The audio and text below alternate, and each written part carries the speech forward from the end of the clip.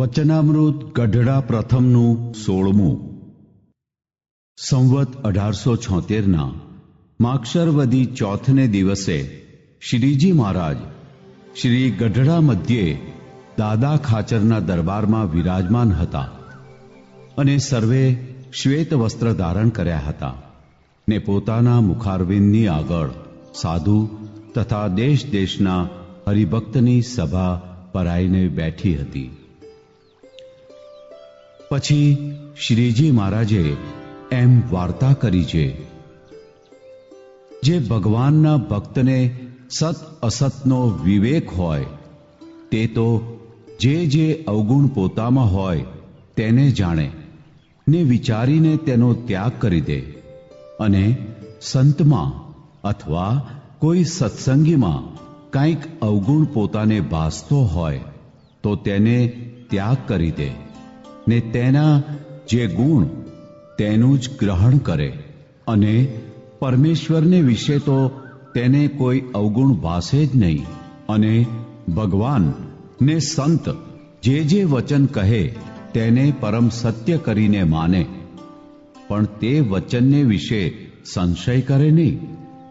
અને સંત કહે છે, તું દેહ, ઇન્દ્રિયો, મન, પ્રાણથી જુદો છું ને સત્ય છું ને એનો જાણનારો છું ને એ દેહાદિક સર્વે અસત્ય છે, એમ વચન કહે તેને સત્ય માનીને તે સર્વેથી જુદો આત્મા રૂપે વર્તે, પણ મનના ગાઢ ભેળો ભળી જાય નહીં, અને જેણે કરીને પોતાને બંધન થાય ને પોતાના એકાંતિક ધર્મમાં ખોટ આવે એવા જે પદાર્થ તથા કુસંગ તેને ઓળખી રાખે ને તેથી છેટે જ રહે ને તેના બંધનમાં આવે જ નહીં, અને સવળો વિચાર હોય તેને ગ્રહણ કરે ને અવળો વિચાર હોય તેનો ત્યાગ કરે, એવી રીતે જે વર્તતો હોય ત્યારે જાણીએ જે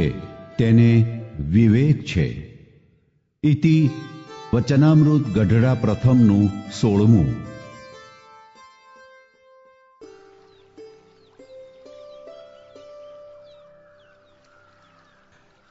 ગઢડા પ્રથમના 16મા વચનામૃતની રહસ્યાર્થ પ્રદીપિકા ટીકા. આમાં કૃપા વાક્ય એક છે, જેમાં પહેલી બાબતમાં જે પોતાના અવગુણનો ત્યાગ કરીને અમારો તથા અમારા ભક્તનો ગુણ ગ્રહણ કરે ને અમારા તથા અમારા સંતના વચનમાં વર્તે ને આત્મા રૂપે વર્તે ને બંધનકારી પદાર્થ તથા કુસંગથી છેટે રહે ને સવળા વિચારને ગ્રહણ કરે તે વિવેકી છે, એમ શ્રીજી મહારાજે કહ્યું છે. પ્રશ્ન 1. આમાં સંતમાં ને સત્સંગીમાં અવગુણ ભાસે તો પણ ન લેવો એમ કહ્યું, અને પ્રથમના 53મા વચનામૃતમાં ને છેલ્લાના 21મા વચનામૃતમાં મોટા વર્તમાનમાં ચૂકે તો અવગુણ લેવો એમ કહ્યું છે. તે કેમ સમજવું? ઉત્તર 1. જે દોષના પ્રાયશ્ચિત કરવાના કહ્યા છે તે માહેલો દોષ હોય તેનો અવગુણ લે તે અવગુણ લીધો ન કહેવાય, પણ જેનું પ્રાયશ્ચિત ન કરવું પડે એવા સ્વાભાવિક અલ્પદોષ દેખાય તેનો અવગુણ ન લેવો એમ કહ્યું છે. પ્રશ્ન 2. સંતનું વચન સત્ય માનવાનું કહ્યું, તેમાં કોઈ સંશય કરવા જેવું હશે કે કેમ? ઉત્તર 2. એનો ખુલાસો આમાં જ કરેલો છે.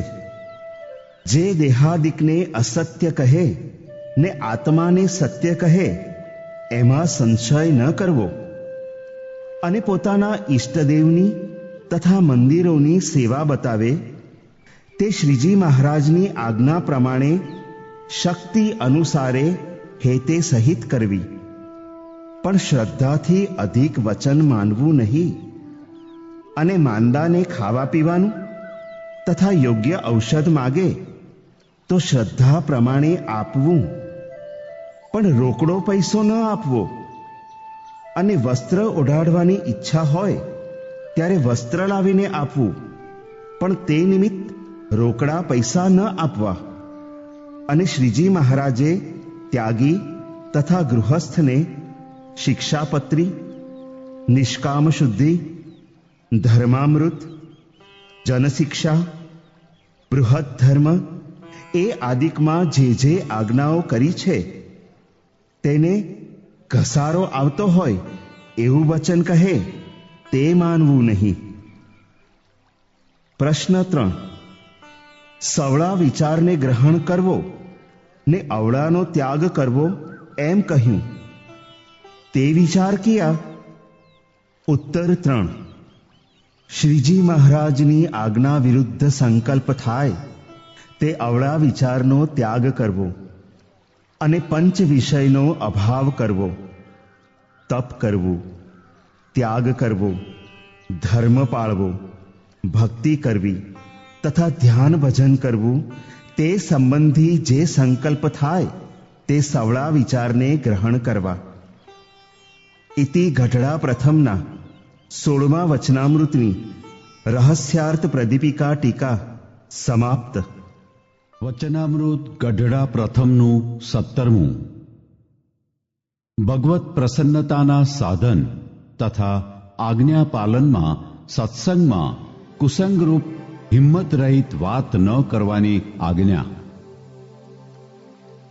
સંવત 1876ના માક્ષરવદી પંચમીને દિવસે શ્રીજી મહારાજ શ્રી ગઢડા મધ્યે દાદા ખાચરના દરબારમાં આથમણે બારણે ઓરડામાં કથા વંચાવતા હતા અને ધોળો ખેસ પહેર્યો હતો તથા ધોળી ચાદર ઓઢી હતી તથા ધોળી પાઘ બાંધી હતી અને પીળા પુષ્પની માળા પહેરી હતી ને પીળા પુષ્પનો તોરો પાઘને વિશે ખોસ્યો હતો અને અતિ પ્રસન્ન થકા વિરાજમાન હતા.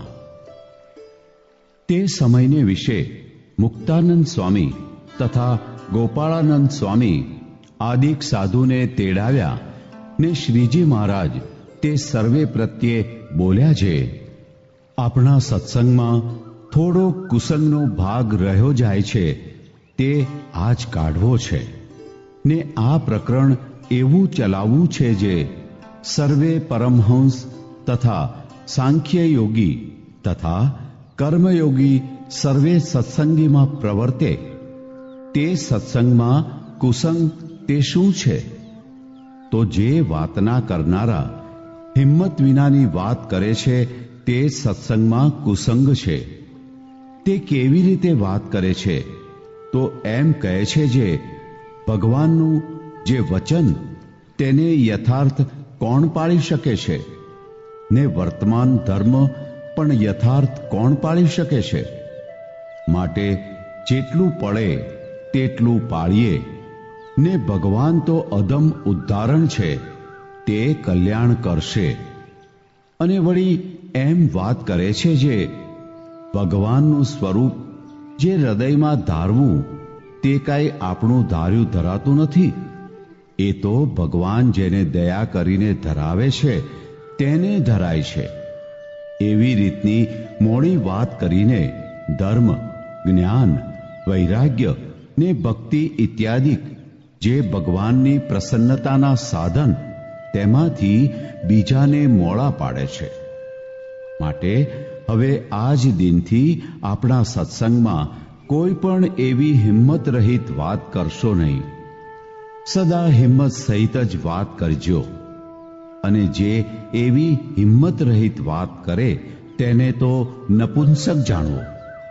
અને એવી હિંમત વિનાની વાત જે દિવસ થઈ જાય તે દિવસ ઉપવાસ કરવો. ઇતિ વચનામૃત ગઢડા પ્રથમનું 17મું.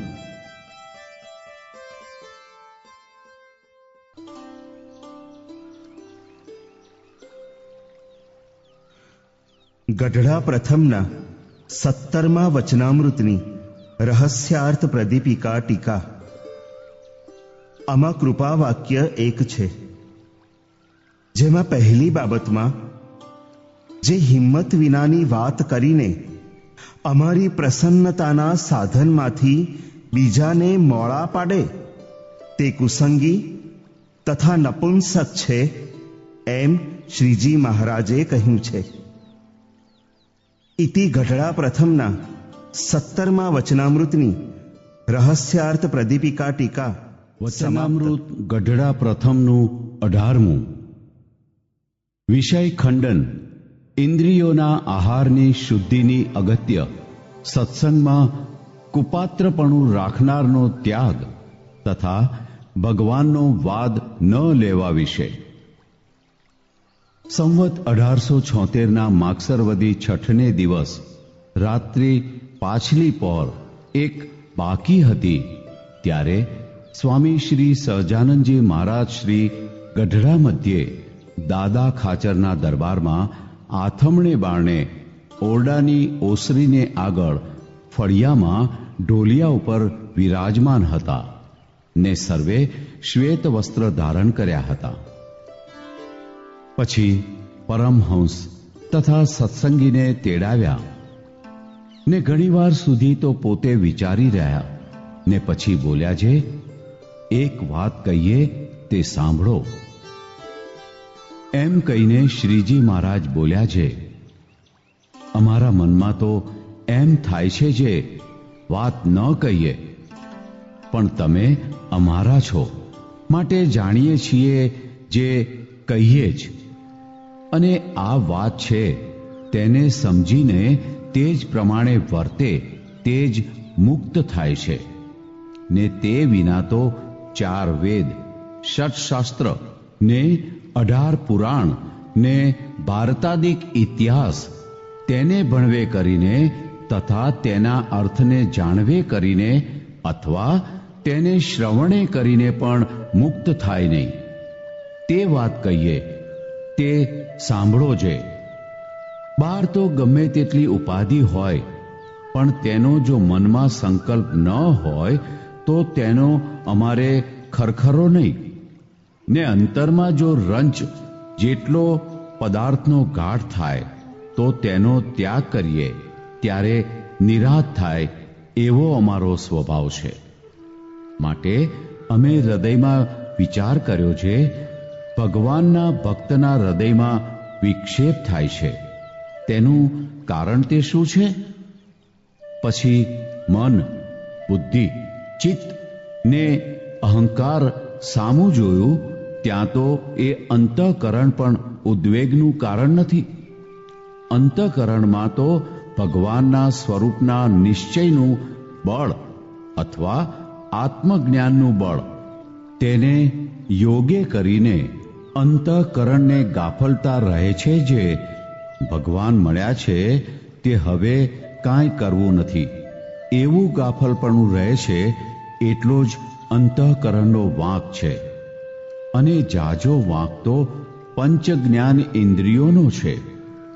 તેની વિગતિ કહીએ છીએ જે એ જીવ જે નાના પ્રકારના ભોજન જમે છે તે ભોજન પ્રત્યે જુદા જુદા સ્વાદ છે અને જુદા જુદા ગુણ છે. તે ભોજનને જ્યારે જમે છે ત્યારે તે ગુણ અંતઃકરણમાં તથા શરીરમાં પ્રવર્તે છે.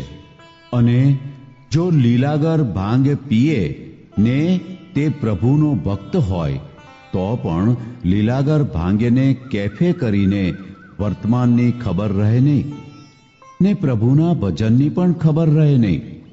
તેમ અનંત પ્રકારના જે આહાર તેના ગુણ પણ લીલાગર ભાંગ્યની પેઠે જ અનંત પ્રકારના છે, તેનો ગણતા પણ પાર આવે નહીં.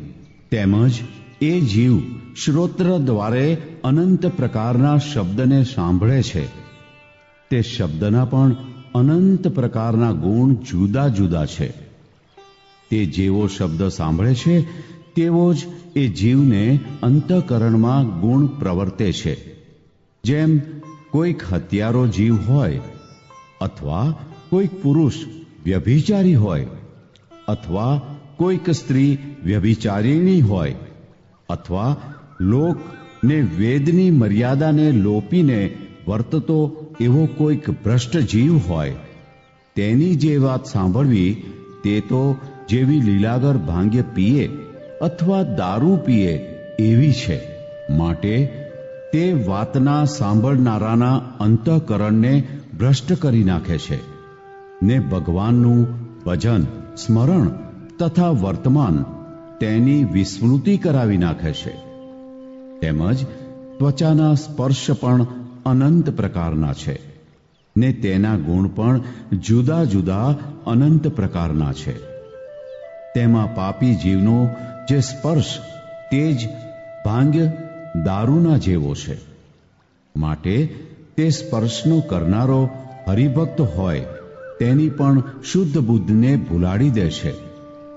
તેમજ રૂપ પણ અનંત પ્રકારના છે ને તેના ગુણ પણ અનંત પ્રકારના જુદા જુદા છે. તે કોઈક ભ્રષ્ટ જીવ હોય ને જો તેનું દર્શન થયું હોય તો જેમ લીલાગર ભાંગ્ય તથા દારૂ પીધે ભૂંડું થાય, તેમજ તે પાપીના દર્શનના કરનારાનું પણ ભૂંડું જ થાય ને બુદ્ધિ ભ્રષ્ટ થઈ જાય છે. તેમજ ગંધ પણ અનંત પ્રકારની છે ને તેના ગુણ પણ અનંત પ્રકારના છે. તે જો પાપી જીવના હાથનું પુષ્પ અથવા ચંદન તેની જો સુગંધી લે તો જેમ લીલાગર પીધે બુદ્ધિ ભ્રષ્ટ થાય તેમજ બુદ્ધિ ભ્રષ્ટ થાય છે. એવી રીતે જેમ ભૂંડાને યોગે કરીને જીવની બુદ્ધિ ભ્રષ્ટ થાય છે, તેમજ પરમેશ્વર અથવા પરમેશ્વરના સંત તેને યોગે કરીને જીવની બુદ્ધિ સારી થાય છે. અને જીવની બુદ્ધિ ભ્રષ્ટ હોય તો પણ ભગવાન ને સંતના શબ્દને સાંભળવે કરીને ઉત્તમ થાય છે. તેમજ એમને સ્પર્શે કરીને પણ મતિ ઉત્તમ થાય છે. અને વર્તમાનની આડે કરીને મોટા સંતનો સ્પર્શ ન થાય તો તેના ચરણની રજ લઈને માથે ચડાવે તેણે કરીને પવિત્ર થાય. અને તેમજ મોટા સંતના દર્શને કરીને પણ પવિત્ર થાય.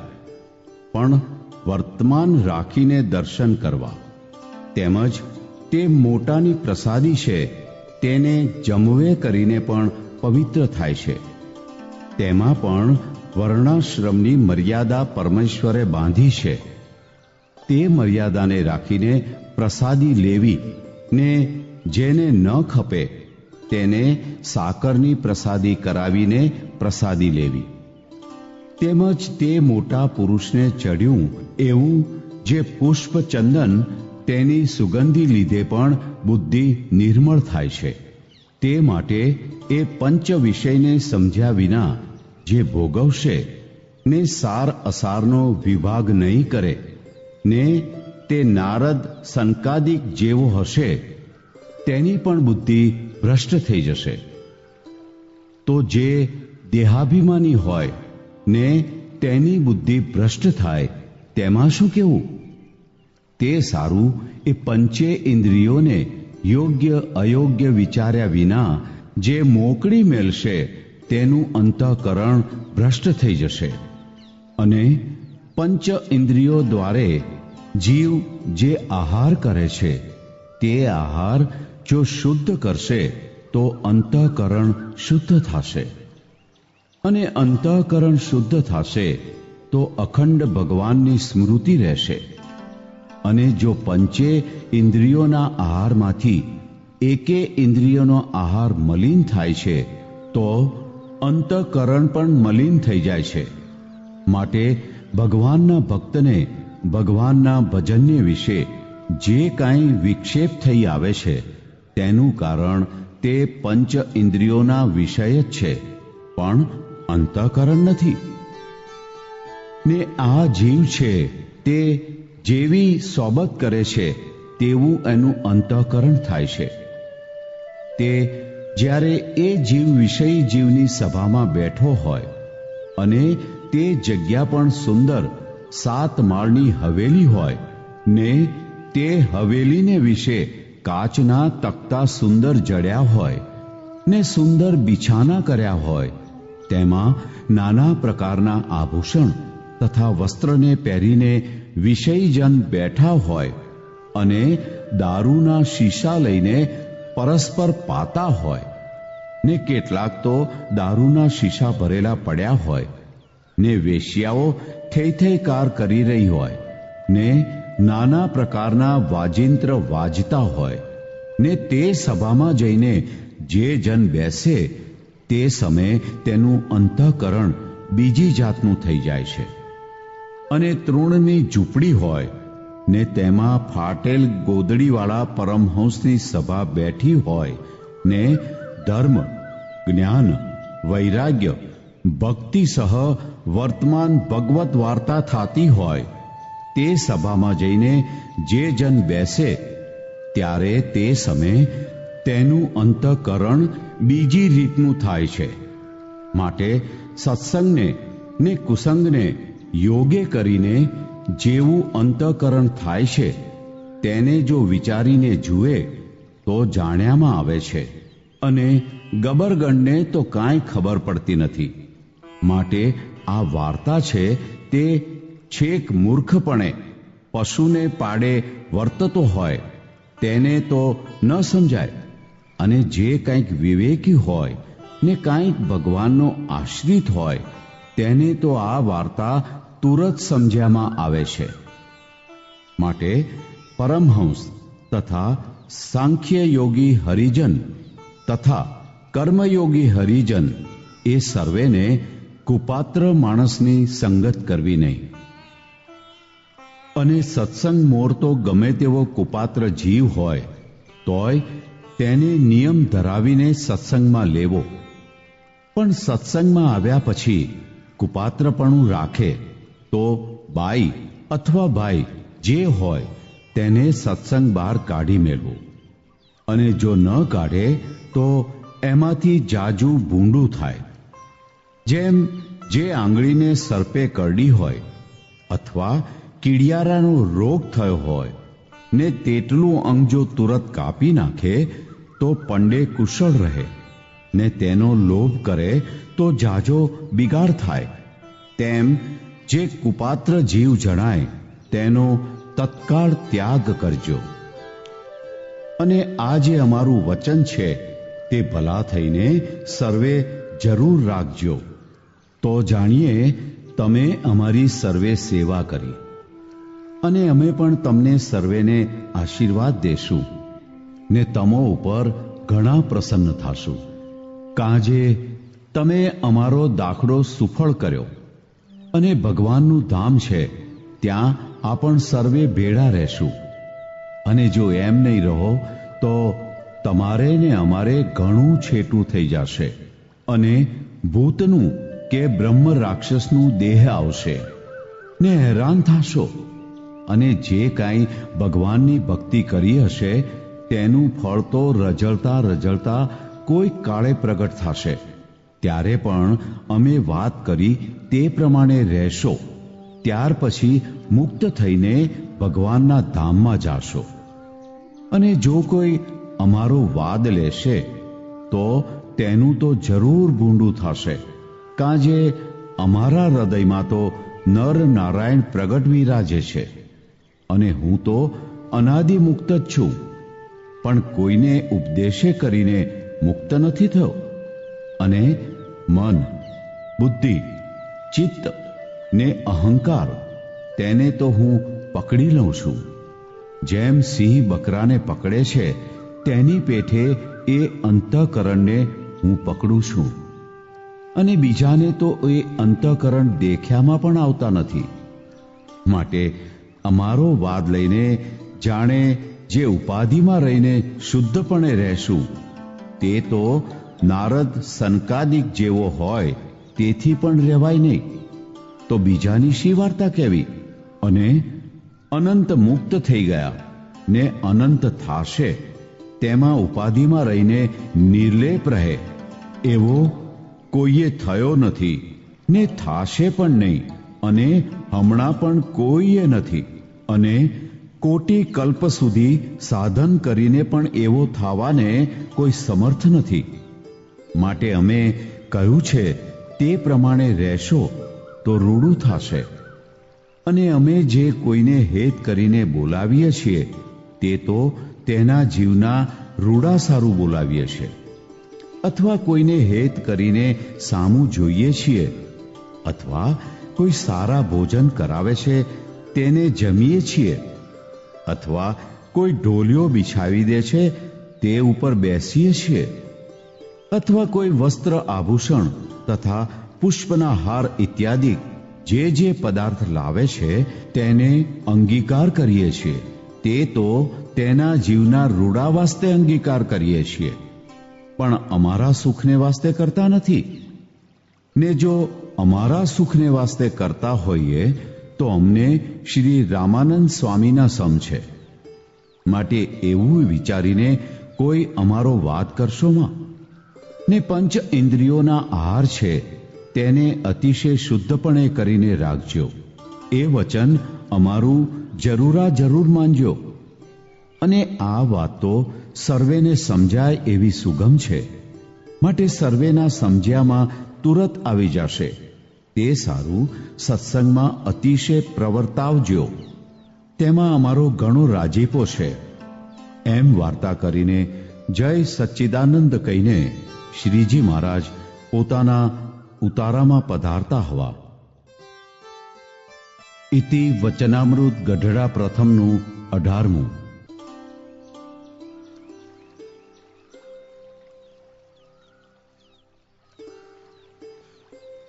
ગઢડા પ્રથમના 18મા વચનામૃતની રહસ્યાર્થ પ્રદીપિકા ટીકા.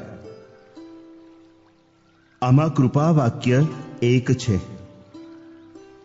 જેમાં પહેલી બાબતમાં ઇન્દ્રિયોના આહાર શુદ્ધ કરવાથી અંતઃકરણ શુદ્ધ થાય, ને અંતઃકરણ શુદ્ધ થાય તો અખંડ અમારી સ્મૃતિ રહે. બીજી બાબતમાં સત્પુરુષનો સંગ કરવો. ત્રીજી બાબતમાં કુપાત્રને સત્સંગ બહાર કાઢી મૂકવો. ચોથી બાબતમાં અમારો વાદ લેશે તેનું જરૂર ભૂંડું થશે, એમ શ્રીજી મહારાજે કહ્યું છે. પ્રશ્ન 1.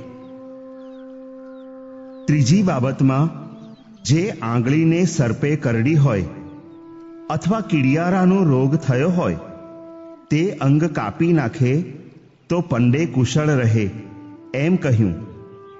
તે અંગને ઠેકાણે શું જાણવું અને પંડને ઠેકાણે શું જાણવું? ઉત્તર 1.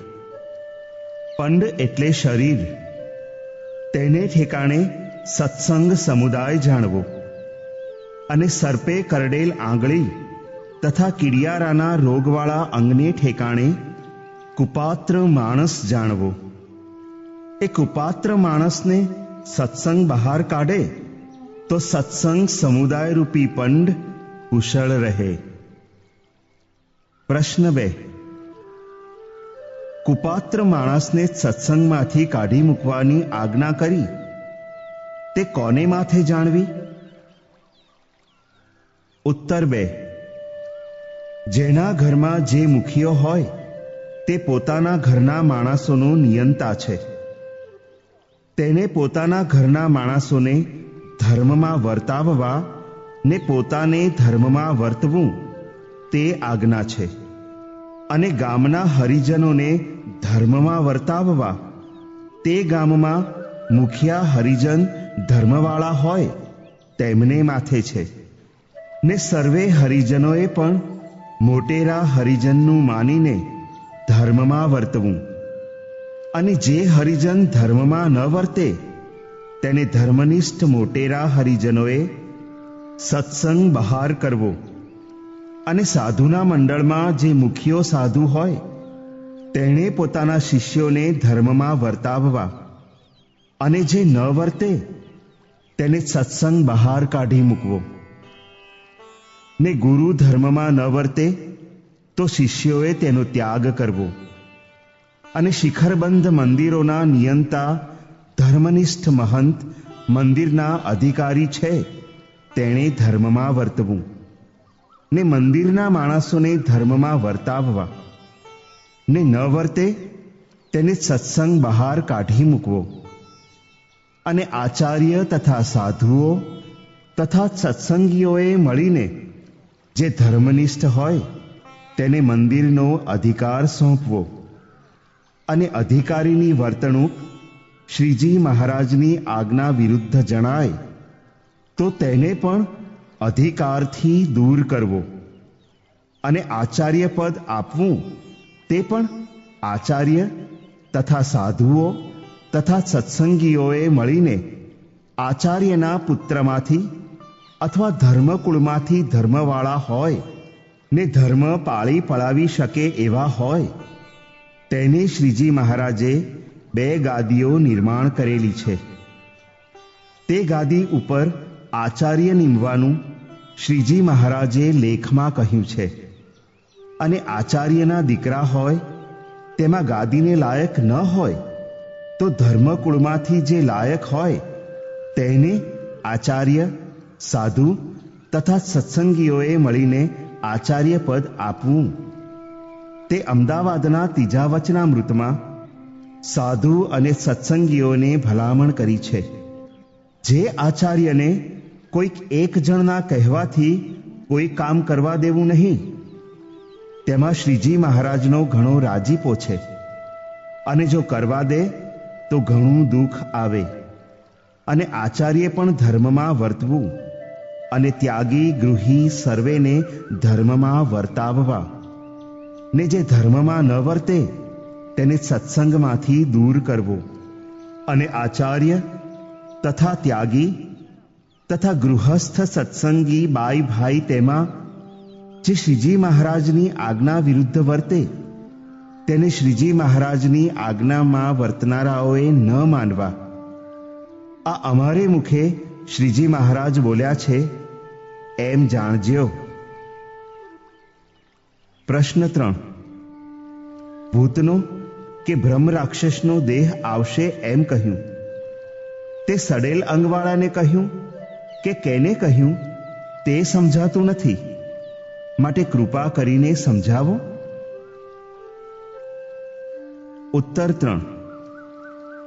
કુપાત્ર માણસને સત્સંગ બહાર ન કાઢે એવા ઉપર કહ્યા તે સર્વ અધિકારીઓને ભૂતનો કે બ્રહ્મ રાક્ષસનો દેહ આવશે એ દંડ દીધો છે અને એમણે જે ભક્તિ કરી હશે તેનું ફળ રઝળતા રઝળતા મળશે.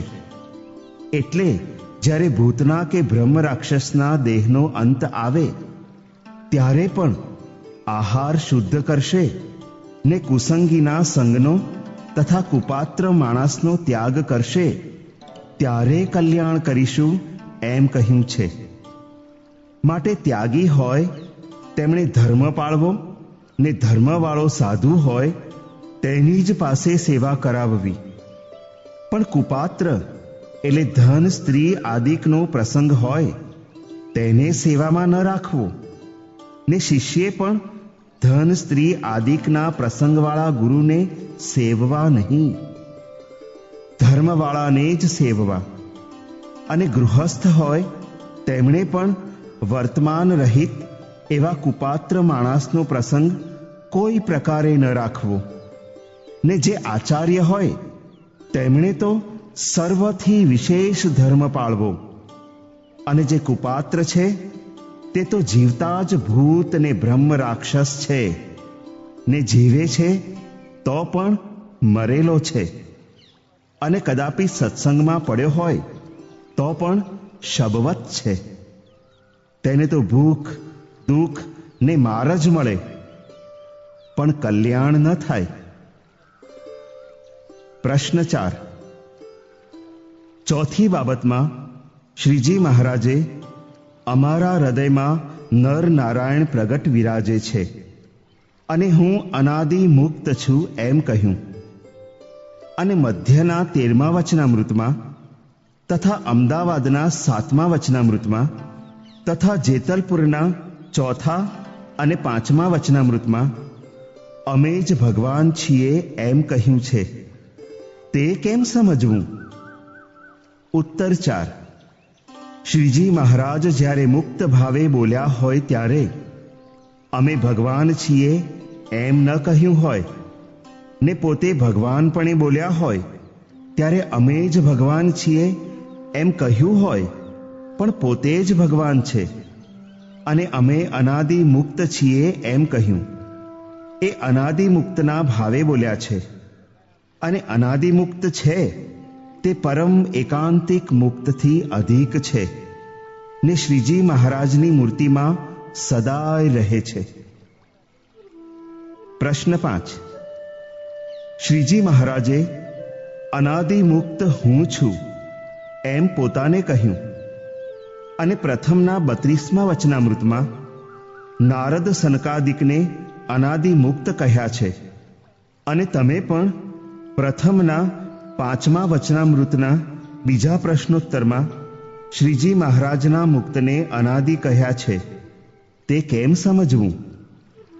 ઉત્તર 5. સ્વસિદ્ધ અનાદિ તો જેને કોઈનો ઉપદેશ ન હોય અને કોઈની ભક્તિ ન હોય ને જે કોઈને આધીન ન હોય તેને જ કહેવાય. માટે આવા અનાદિ તો શ્રીજી મહારાજ એક જ છે. અને જે શ્રીજી મહારાજની મૂર્તિને વિશે રહ્યા હોય તેને પણ અનાદિ કહેવાય.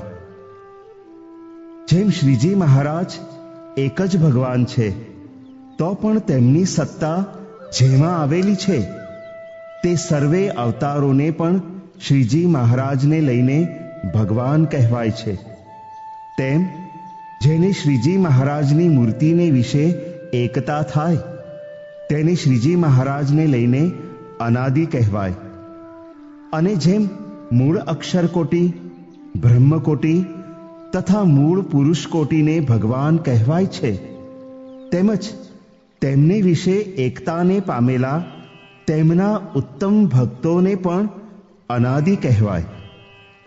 જેમ સરકાર એક જ છે, પણ તેને લઈને બીજા અધિકારીઓને પણ સરકાર કહેવાય છે, તેમ ખરા અનાદિ ને ખરા ભગવાન તો એક શ્રીજી મહારાજ જ છે, અને બીજા એમને લઈને કહેવાય છે.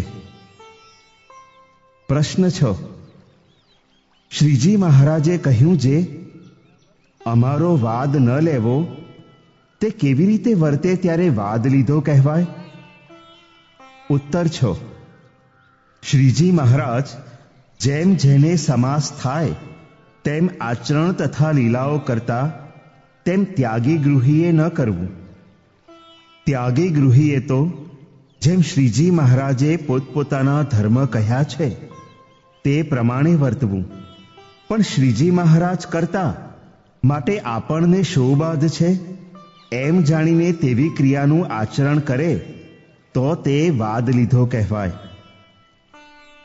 ઇતિ ગઢડા પ્રથમના 18મા વચનામૃતની રહસ્યાર્થ પ્રદીપિકા ટીકા સમાપ્ત.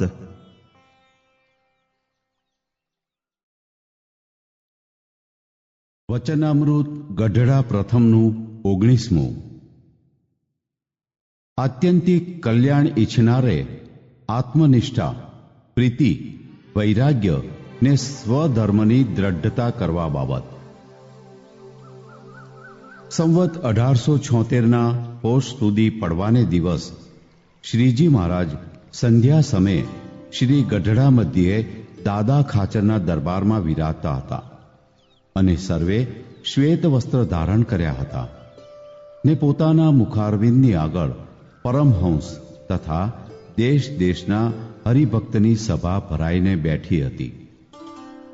પછી શ્રીજી મહારાજ બોલ્યા છે, આત્મજ્ઞાનનું કામ ભારે છે, તેમજ ભગવાનને વિશે જે પ્રીતિ તેનું કામ પણ ભારે છે, અને એકલે આત્મજ્ઞાને પણ કામ સરતું નથી, ને કદાપી આત્મજ્ઞાન ન હોય ને એકલો પ્રેમ હોય તો તેણે કરીને પણ કામ સરતું નથી. કાં જે આત્મજ્ઞાન ન હોય તો ભગવાનમાં પ્રીતિ કરતે કરતે દેહાભિમાનને યોગે કરીને બીજા પદાર્થમાં પણ પ્રીતિ થઈ જાય. અને આત્મજ્ઞાન હોય ને પ્રીતિ ન હોય તો તે મોટા ઐશ્વર્યને ન પામે ને જ્ઞાની ભક્ત ન કહેવાય. માટે જે સ્વધર્મમાં રહીને પરમેશ્વરને ભજતો હોય તેને આત્મજ્ઞાન પણ દ્રઢ જોઈએ ને ભગવાનને વિશે પ્રીતિ પણ દ્રઢ જોઈએ અને વૈરાગ્ય પણ સુધો દ્રઢ જોઈએ ને એ ત્રણેય અંગની જેને દ્રઢતા હોય તેને પૂરો હરિભક્ત જાણવો ને તેમાં કાંઈ ન્યૂનતા હોય તેટલી ખોટ જાણીને તેને ટાળી નાખવી. ઇતિ વચનામૃત ગઢડા પ્રથમનું 19મું.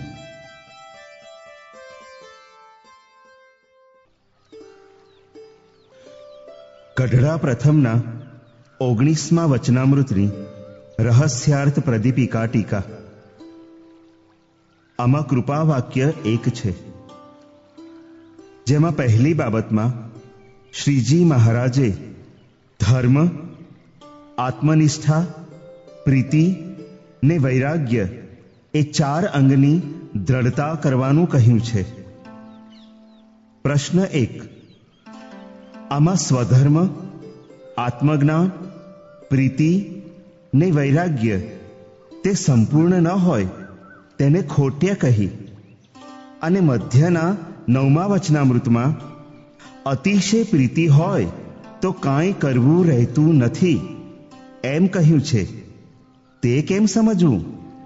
તેમજ પ્રથમના 21મા વચનામૃતમાં પણ સ્વધર્માદિક 4 સાધને પોતાની પ્રસન્નતા કહી છે અને મધ્યના 62મા વચનામૃતમાં આત્મનિષ્ઠા, પ્રીતિ ને દાસપણું એમાંથી એક અંગ દ્રઢ કરે તો પણ મોક્ષ થાય એમ કહ્યું છે.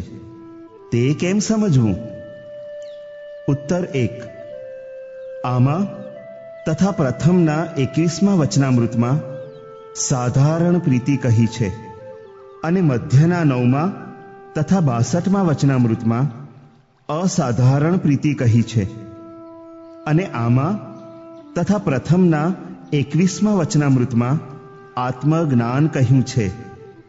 તે 3 દેહથી નોખો જે જીવાત્મા તેનું જ્ઞાન કહ્યું છે અને મધ્યના 62મા વચનામૃતમાં શ્રીજી મહારાજના તેજરૂપ જે આત્મા તે રૂપ થવું તે આત્મનિષ્ઠા કહી છે.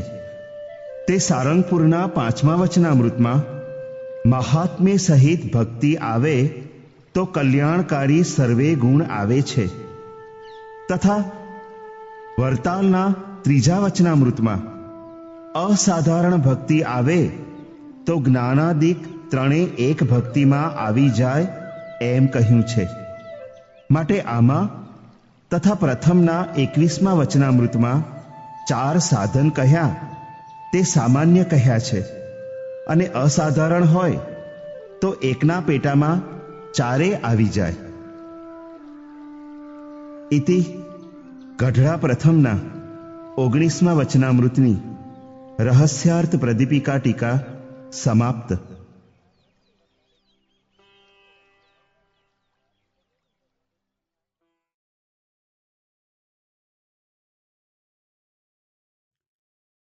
વચનામૃત ગઢડા પ્રથમનું 20મું.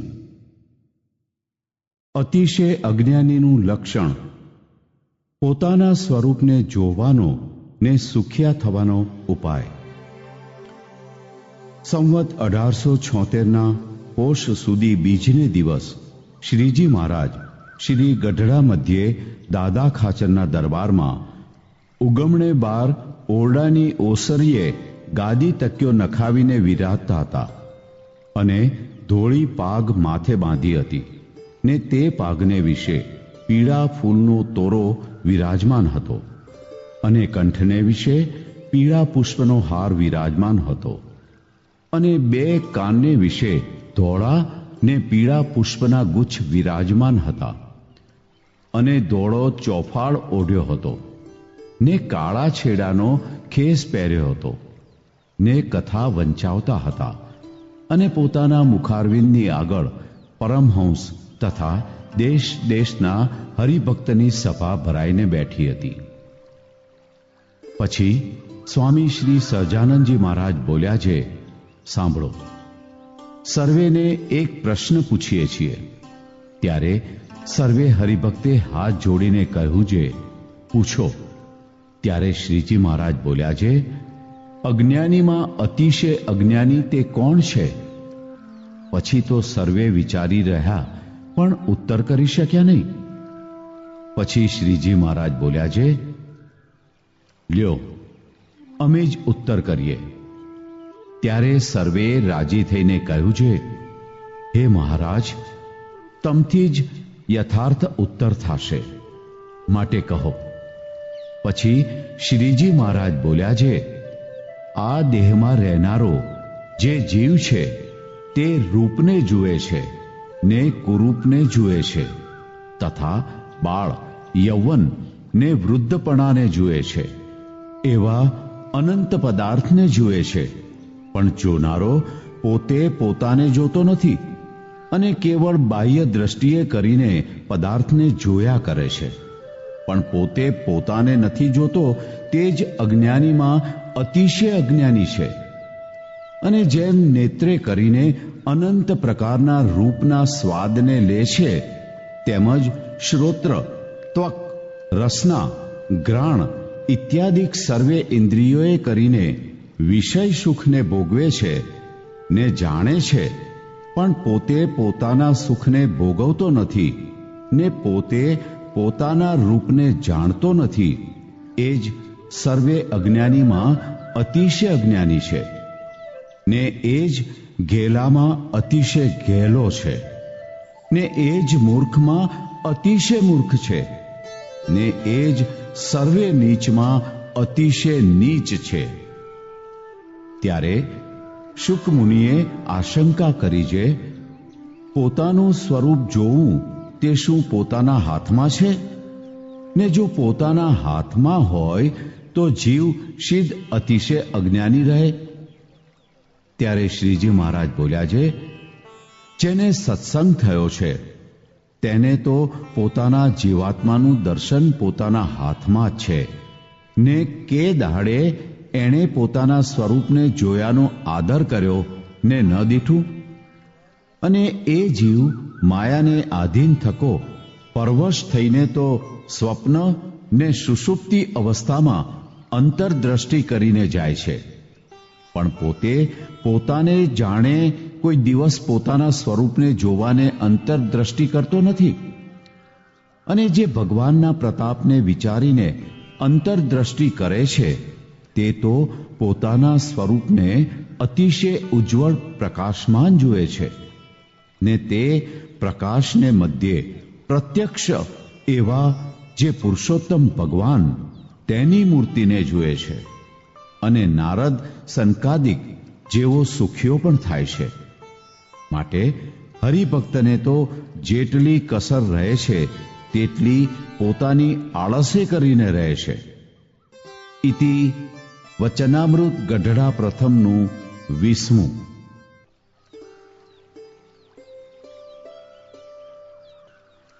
ગઢડા પ્રથમના 20મા વચનામૃતની રહસ્યાર્થ પ્રદીપિકા ટીકા. આમાં પ્રશ્ન 2 છે, જેમાં પહેલી બાબતમાં શ્રીજી મહારાજે અંતરવૃત્તિએ કરીને પોતે પોતાને ન જાણે ને ન જુએ તેને અતિશય અજ્ઞાની કહ્યો છે. બીજી બાબતમાં અમારો પ્રતાપ વિચારીને અંતરદ્રષ્ટિ કરે તે પોતાના સ્વરૂપને પ્રકાશમાન દેખે અને તેને મધ્યે અમને પ્રત્યક્ષ દેખે છે. અને નારદ સનકાદિક જેવો એટલે અમારા સિદ્ધ મુક્ત જેવો સુખીઓ થાય છે એમ કહ્યું છે. પ્રશ્ન 1.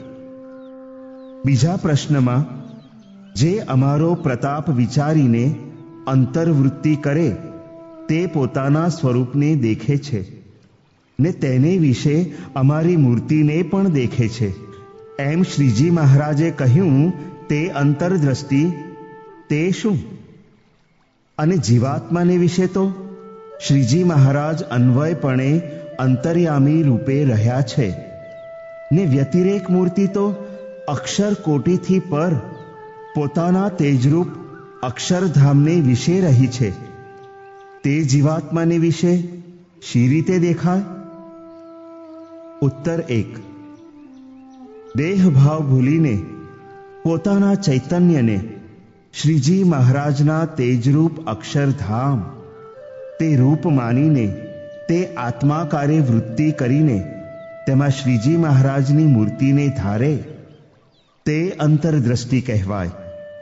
અને સાધુનો સમાગમ કરીને શ્રીજી મહારાજને સર્વોપરી જાણીને પોતાને શ્રીજી મહારાજના તેજરૂપ માનીને શ્રીજી મહારાજ મનુષ્ય રૂપે દર્શન આપતા હોય ત્યારે તે મનુષ્યરૂપ મૂર્તિને જીવાત્મામાં ધારે અને મનુષ્ય રૂપે ન દેખાતા હોય ત્યારે શ્રીજી મહારાજની પ્રતિમાને ધારે ત્યારે તે જીવ મહાતેજરૂપ થાય ને તે તેજમાં મૂર્તિને પ્રકાશમાન દેખે. ઇતિ ગઢડા પ્રથમના 20મા વચનામૃતની રહસ્યાર્થ પ્રદીપિકા ટીકા સમાપ્ત. વચનામૃત ગઢડા પ્રથમનું 21મું. એકાંતિક ધર્મનું લક્ષણ, ભગવત પ્રસન્નતાનો ઉપાય, એકાંતિક ધર્મવાળા ભક્તને વર્તવાની રીત, અક્ષરના 2 સ્વરૂપનું વર્ણન.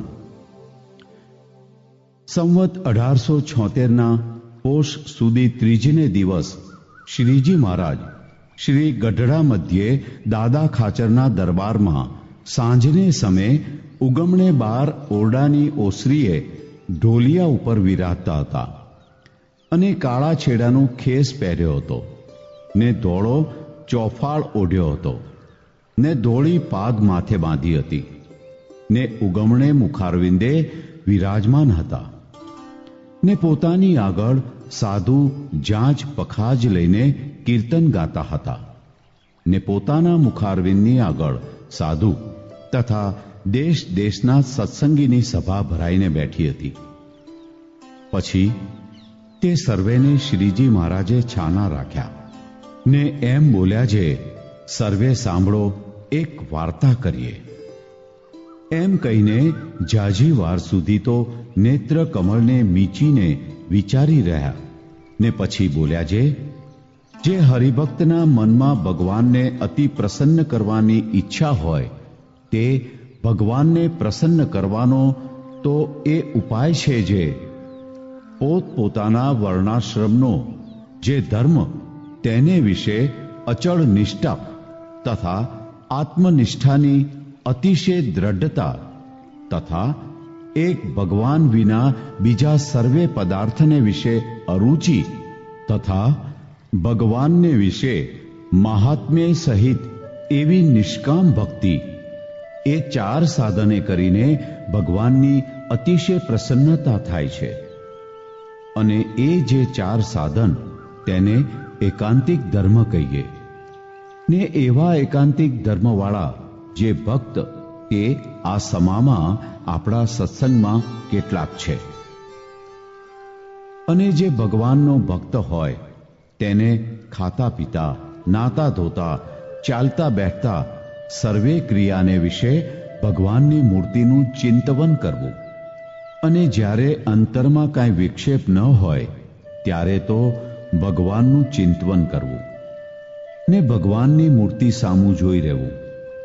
અને જો અંતરમાં સંકલ્પ વિકલ્પનો વિક્ષેપ થાય તો દેહ, ઇન્દ્રિયો, અંતઃકરણ, દેવતા, વિષય એ સર્વેથી પોતાનું સ્વરૂપ જુદું સમજવું ને જ્યારે સંકલ્પનો વિરામ થાય ત્યારે ભગવાનની મૂર્તિનું ચિંતવન કરવું. અને આ દેહને તો પોતાનું સ્વરૂપ માનવું નહીં ને દેહના જે સંબંધી તેને પોતાના સંબંધી માનવા નહીં, કેમ જે આ જીવ છે તે 84 લાખ જાત્યના દેહને પૂર્વે ધરીને આવ્યો છે, ને જેટલી જગતમાં સ્ત્રીઓ છે તે સર્વેને પેટ જન્મ લીધા છે, તથા જગતમાં જેટલી કૂતરિયું, જેટલી મીનડિયું, જેટલી વાનરિયું, એ આદિક જે 84માં જીવ છે તે સર્વેને પેટ કેટલીક વાર જન્મ ધર્યા છે. અને જગતમાં જેટલી જાતની સ્ત્રીઓ છે તેમાં કેઈ એણે સ્ત્રી નથી કરી, સર્વેને પોતાની સ્ત્રીઓ કરી છે. તેમજ એ જીવે સ્ત્રીના દેહ ધરીને જગતમાં જેટલી જાત્યના પુરુષ છે તે સર્વેને પોતાના ધણી કર્યા છે. તેટલા માટે જેમ એ 84 લાખ જાત્યના સગપણને હમણે માનતા નથી, તથા 84 લાખ જાત્યના દેહને પોતાનો દેહ માનતા નથી, તેમજ આ દેહને પોતાનું સ્વરૂપ માનવું નહીં, ને આ દેહના સંબંધીને પોતાના સંબંધી માનવા નહીં, કેમ જે 84 લાખ જાત્યના દેહ ધર્યા તેનો સંબંધ રહ્યો નહીં, તો આ દેહનો સંબંધ પણ નહીં જ રહે. તે માટે દેહ ગેહાદિક સર્વે પદાર્થને અસત્ય જાણીને, તથા દેહ, ઇન્દ્રિયો, અંતઃકરણ તેથી જુદું પોતાનું સ્વરૂપ જાણીને, તથા પોતાના ધર્મમાં રહીને ભગવાનની નિષ્કામ ભક્તિ કરવી, અને દિવસે દિવસે ભગવાનનું અતિશય મહાત્મ્ય જણાય તેને અર્થે સાધુનો સંગ નિરંતર રાખવો. અને જે આવી રીતે નથી સમજતો ને કેવળ દેહાભિમાની ને પ્રાકૃત મતિવાળો છે, ને તે જો સત્સંગમાં પડ્યો છે તો પણ એને પશુ જેવો જાણવો. અને આ સત્સંગમાં તો ભગવાનનો મોટો પ્રતાપ છે, તેણે કરીને પશુનું પણ કલ્યાણ થાય છે, તો મનુષ્યનું કલ્યાણ થાય તેમાં શું આશ્ચર્ય કહેવાય. પણ એને ખરેખરો ભગવાનનો એકાંતિક ભક્ત ન કહેવાય. એકાંતિક ભક્ત તો જેની પ્રથમ કહ્યું એવી સમજણ હોય તેને જ કહીએ. અને એવો જે એકાંતિક ભક્ત તે દેહનો ત્યાગ કરીને ને સર્વે માયાના ભાવથી મુક્ત થઈને અર્ચી માર્ગે કરીને ભગવાનના અક્ષરધામને પામે છે. તે અક્ષરના 2 સ્વરૂપ છે. એક તો નિરાકાર એકરસ ચૈતન્ય છે, તેને ચિદાકાશ કહીએ, બ્રહ્મ મોહોલ કહીએ, અને એ અક્ષર બીજે રૂપે કરીને પુરુષોત્તમ નારાયણની સેવામાં રહે છે. અને એ અક્ષરધામને પામ્યો જે ભક્ત તે પણ અક્ષરના સાધર્મ્યપણાને પામે છે ને ભગવાનની અખંડ સેવામાં રહે છે. અને એ અક્ષરધામને વિશે શ્રી કૃષ્ણ પુરુષોત્તમ નારાયણ તે સદા વિરાજમાન છે. અને એ અક્ષરધામને વિશે અક્ષરના સાધર્મ્યપણાને પામ્યા એવા અનંત કોટી મુક્ત રહ્યા છે. તે સર્વે પુરુષોત્તમના દાસ ભાવે વર્તે છે, ને પુરુષોત્તમ નારાયણ તે સર્વેના સ્વામી છે, ને અનંત કોટી બ્રહ્માંડના રાજાધિરાજ છે. માટે આપણા સત્સંગી સર્વેને તો એમ જ નિશ્ચય કરવો છે આપણે પણ એ અક્ષરરૂપ જે મુક્ત તેમની પંક્તિમાં ભળવું છે, ને એ અક્ષરધામમાં જઈને અખંડ ભગવાનની સેવામાં હજુર રહેવું છે. પણ નાશવંત ને તુચ્છ એવું જે માયિક સુખ તેને ઈચ્છવું નથી, ને એમાં કોઈ ઠેકાણે લોભાવું નથી. એવો દ્રઢ નિશ્ચય રાખીને નિરંતર ભગવાનની એકાંતિક ભક્તિ કરવી, અને ભગવાનનું અતિશય મહાત્મ્ય યથાર્થ સમજીને ભગવાન વિના બીજા જે સ્ત્રી ધનાદિક સર્વે પદાર્થ તેની જે વાસના તેને દેહ છતે ટાળી નાખવી. અને જો ભગવાન વિના બીજા પદાર્થની વાસના રહી ગઈ હોય ને તેનો દેહ પડે ને તેને ભગવાનના ધામમાં જાતે જો માર્ગમાં સિદ્ધિઓ દેખાય તો તે ભગવાનને મૂકીને તે સિદ્ધિઓમાં લોભાઈ જાય તો તેને મોટું વિઘ્ન થાય. માટે સર્વે પદાર્થની વાસના ટાળીને ભગવાનને ભજવા. ઇતિ વચનામૃત ગઢડા પ્રથમનું 21મું. ગઢડા પ્રથમના 21મા વચનામૃતની રહસ્યાર્થ પ્રદીપિકા ટીકા. આમાં કૃપા વાક્ય એક છે, જેમાં પહેલી બાબતમાં સ્વધર્માદિક 4 સાધન દ્રઢ કરે તેના ઉપર અમે પ્રસન્ન થઈએ છીએ, અને એ 4 સાધન તે એકાંતિક ધર્મ છે. બીજી બાબતમાં સર્વે ક્રિયામાં અમારી મૂર્તિનું ચિંતવન કરવું. ત્રીજી બાબતમાં દેહ ગેહાદિકને અસત્ય જાણીને તેથી પોતાનું સ્વરૂપ જુદું માનીને ધર્મે સહિત અમારી નિષ્કામ ભક્તિ કરવી. ચોથી બાબતમાં અમારો મહિમા સમજવા માટે સાધુનો સંગ રાખવો. પાંચમી બાબતમાં અમારે પ્રતાપે પશુનું પણ કલ્યાણ થાય છે. છઠ્ઠી બાબતમાં અમારા એકાંતિક ભક્ત અર્ચી માર્ગે કરીને અક્ષરધામને પામે છે ને અમારી સેવામાં રહે છે. સાતમી બાબતમાં તે અક્ષરધામના 2 સ્વરૂપ છે. આઠમી બાબતમાં મુક્ત સર્વે અમારા દાસ છે ને અમે સર્વેના સ્વામી છીએ. નવમી બાબતમાં અમારા વિના બીજી વાસના રહી ગઈ હોય તેને સિદ્ધિઓ દેખાય તેમાં મોહ પામે તો મોટું વિઘ્ન થાય, એમ શ્રીજી મહારાજે કહ્યું છે. પ્રશ્ન 1.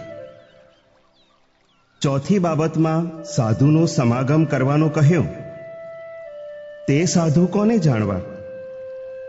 ને નિરંતર સંગ રાખવાનો કહ્યો, તે કેવી રીતે સંગ રાખે તો નિરંતર સંગ રાખ્યો કહેવાય? ઉત્તર 1. શ્રીજી મહારાજની સર્વોપરી ઉપાસના હોય ને સ્વધર્માદિક 4 સાધને યુક્ત હોય તેને આ ઠેકાણે સાધુ કહ્યા છે. અને એ સાધુનો સંગ સદાય કરવો. એવા સાધુનો યોગ દેહે કરીને ન હોય ત્યારે એ સાધુ થકી પ્રથમ જ્ઞાન સાંભળેલું હોય તે સંભાળીને તે પ્રમાણે નિરંતર વર્તવું તો નિરંતર સંગ રાખ્યો કહેવાય. પ્રશ્ન 2. પાંચમી બાબતમાં પશુ જેવાનું કલ્યાણ થાય એમ કહ્યું, તે કેવા લક્ષણોવાળો હોય તેને પશુ જેવો જાણવો? ઉત્તર 2.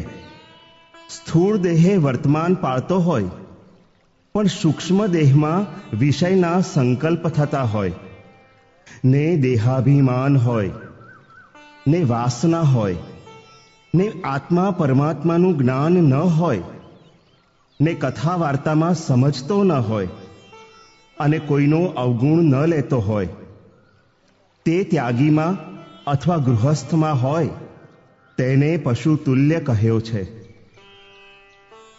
પ્રશ્ન 3. છઠ્ઠી બાબતમાં અર્ચી માર્ગે કરીને અક્ષરધામને પામે છે એમ કહ્યું, તે અર્ચી માર્ગ તે કયો સમજવો અને અક્ષરધામ કયું જાણવું? ઉત્તર 3. 4 સાધને યુક્ત એવા એકાંતિક સાધુનો સંગ કરીને ધર્મ, આત્મનિષ્ઠા, વૈરાગ્ય ને મહાત્મ્ય સહિત નિષ્કામ ભક્તિ એ 4 સાધન સિદ્ધ કરીને એકાંતિક થાય તે માયાથી મુક્ત થયો કહેવાય. પછી તેને શ્રીજી મહારાજની મૂર્તિમાં અખંડ વૃત્તિ રહેવા માંડે. તે વૃત્તિ રાખતા રાખતા દેહની વિસ્મૃતિ થાય ને શ્રીજી મહારાજની મૂર્તિનો પ્રકાશ દેખાય. તે તેજ દ્વારાએ શ્રીજી મહારાજની મૂર્તિ દેખાય. તે તેજને અર્ચી માર્ગ કહ્યો છે અને શ્રીજી મહારાજની મૂર્તિના પ્રકાશને અક્ષરધામ કહ્યું છે. તે પંચાળાના પહેલા વચનામૃતમાં પોતાની મૂર્તિના પ્રકાશને પોતાને રહેવાનું ધામ કહ્યું છે તથા મધ્યના 13મા વચનામૃતમાં પોતાના તેજને આત્મા તથા બ્રહ્મ તથા અક્ષરધામ કહ્યું છે.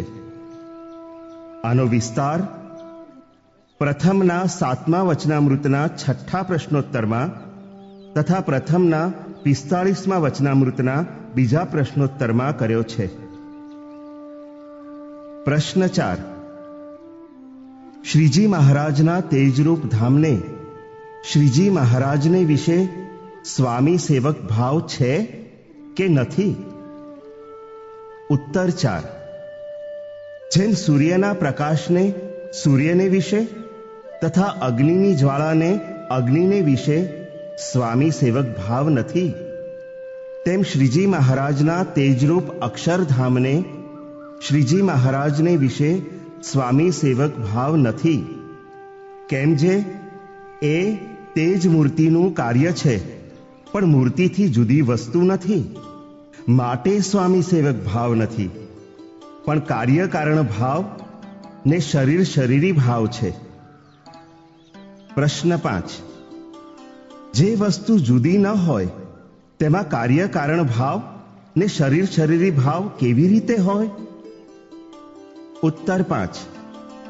જેમ સૂર્યનું તેજ સૂર્યને આધારે છે ને અગ્નિની જ્વાળા અગ્નિને આધારે છે, તેમ શ્રીજી મહારાજનું તેજ શ્રીજી મહારાજને આધારે છે.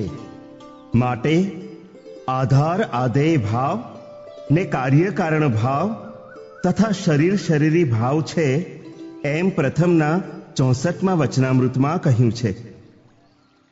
પ્રશ્ન 6. અક્ષરધામ શ્રીજી મહારાજથી જુદી વસ્તુ નથી, ત્યારે 7મી બાબતમાં એ અક્ષરધામ બીજે રૂપે કરીને શ્રીજી મહારાજની સેવામાં રહે છે એમ કહ્યું, તે બીજું રૂપ કેવી રીતે સમજવું અને સેવા શી સમજવી? ઉત્તર 6. શ્રીજી મહારાજના તેજરૂપ અક્ષરધામ છે તે મૂર્તિમાન મૂળ અક્ષરનું શરીરી, વ્યાપક, દ્રષ્ટા, આત્મા ને આધાર છે. તે મૂળ અક્ષરમાં અંતર્યામીપણે રહીને તે મૂળ અક્ષર દ્વારે સર્વેની ઉત્પત્ત્યાદિક કરાવે છે. તે મૂર્તિમાન અક્ષરને આ તેજરૂપ અક્ષરધામનું બીજું રૂપ કહ્યું છે અને સર્વેની ઉત્પત્તિ કરવી તે સેવા કહી છે, પણ હજુરની સેવા કહી નથી. અખંડ સેવામાં તો મુક્ત રહ્યા છે એમ કહ્યું છે અને મુક્તને જ પોતાના દાસ કહ્યા છે ને પોતાને મુક્તના સ્વામી કહ્યા છે. અને અક્ષરધામ તો શ્રીજી મહારાજનો પ્રકાશ છે. તે પ્રકાશરૂપ ધામને ને શ્રીજી મહારાજને સ્વામી સેવકપણું કહેવાય નહીં. અને 8મી બાબતમાં અક્ષરના સાધર્મ્યપણાને પામે છે એમ કહ્યું છે. તે નિરાકાર અક્ષરના સાધર્મ્યપણાને પામે છે એમ કહ્યું છે, પણ મૂર્તિમાન અક્ષરના સાધર્મ્યપણાને પામે છે એમ નથી કહ્યું. કેમ જે મૂર્તિમાન અક્ષરના મુક્ત તો જુદા છે અને શ્રીજી મહારાજના તેજરૂપ થઈને એ તેજમાં એકતા કરે તો જ શ્રીજી મહારાજની મૂર્તિનો સાક્ષાત્કાર થાય. તે મધ્યના 50મા વચનામૃતમાં એક રસ પરિપૂર્ણ એવું બ્રહ્મ સ્વરૂપ જે શ્રીજીનું તેજ, તેમાં આત્માને લીન કરીને તેમાં મહારાજને મુક્ત રહ્યા છે તેમને વિશે પ્રીતિ જોડવી એમ કહ્યું છે. માટે અક્ષરના સાધર્મ્યપણાને પામવાની વાત જ્યાં આવે ત્યાં શ્રીજી મહારાજના તેજરૂપ નિરાકાર અક્ષર જાણવું.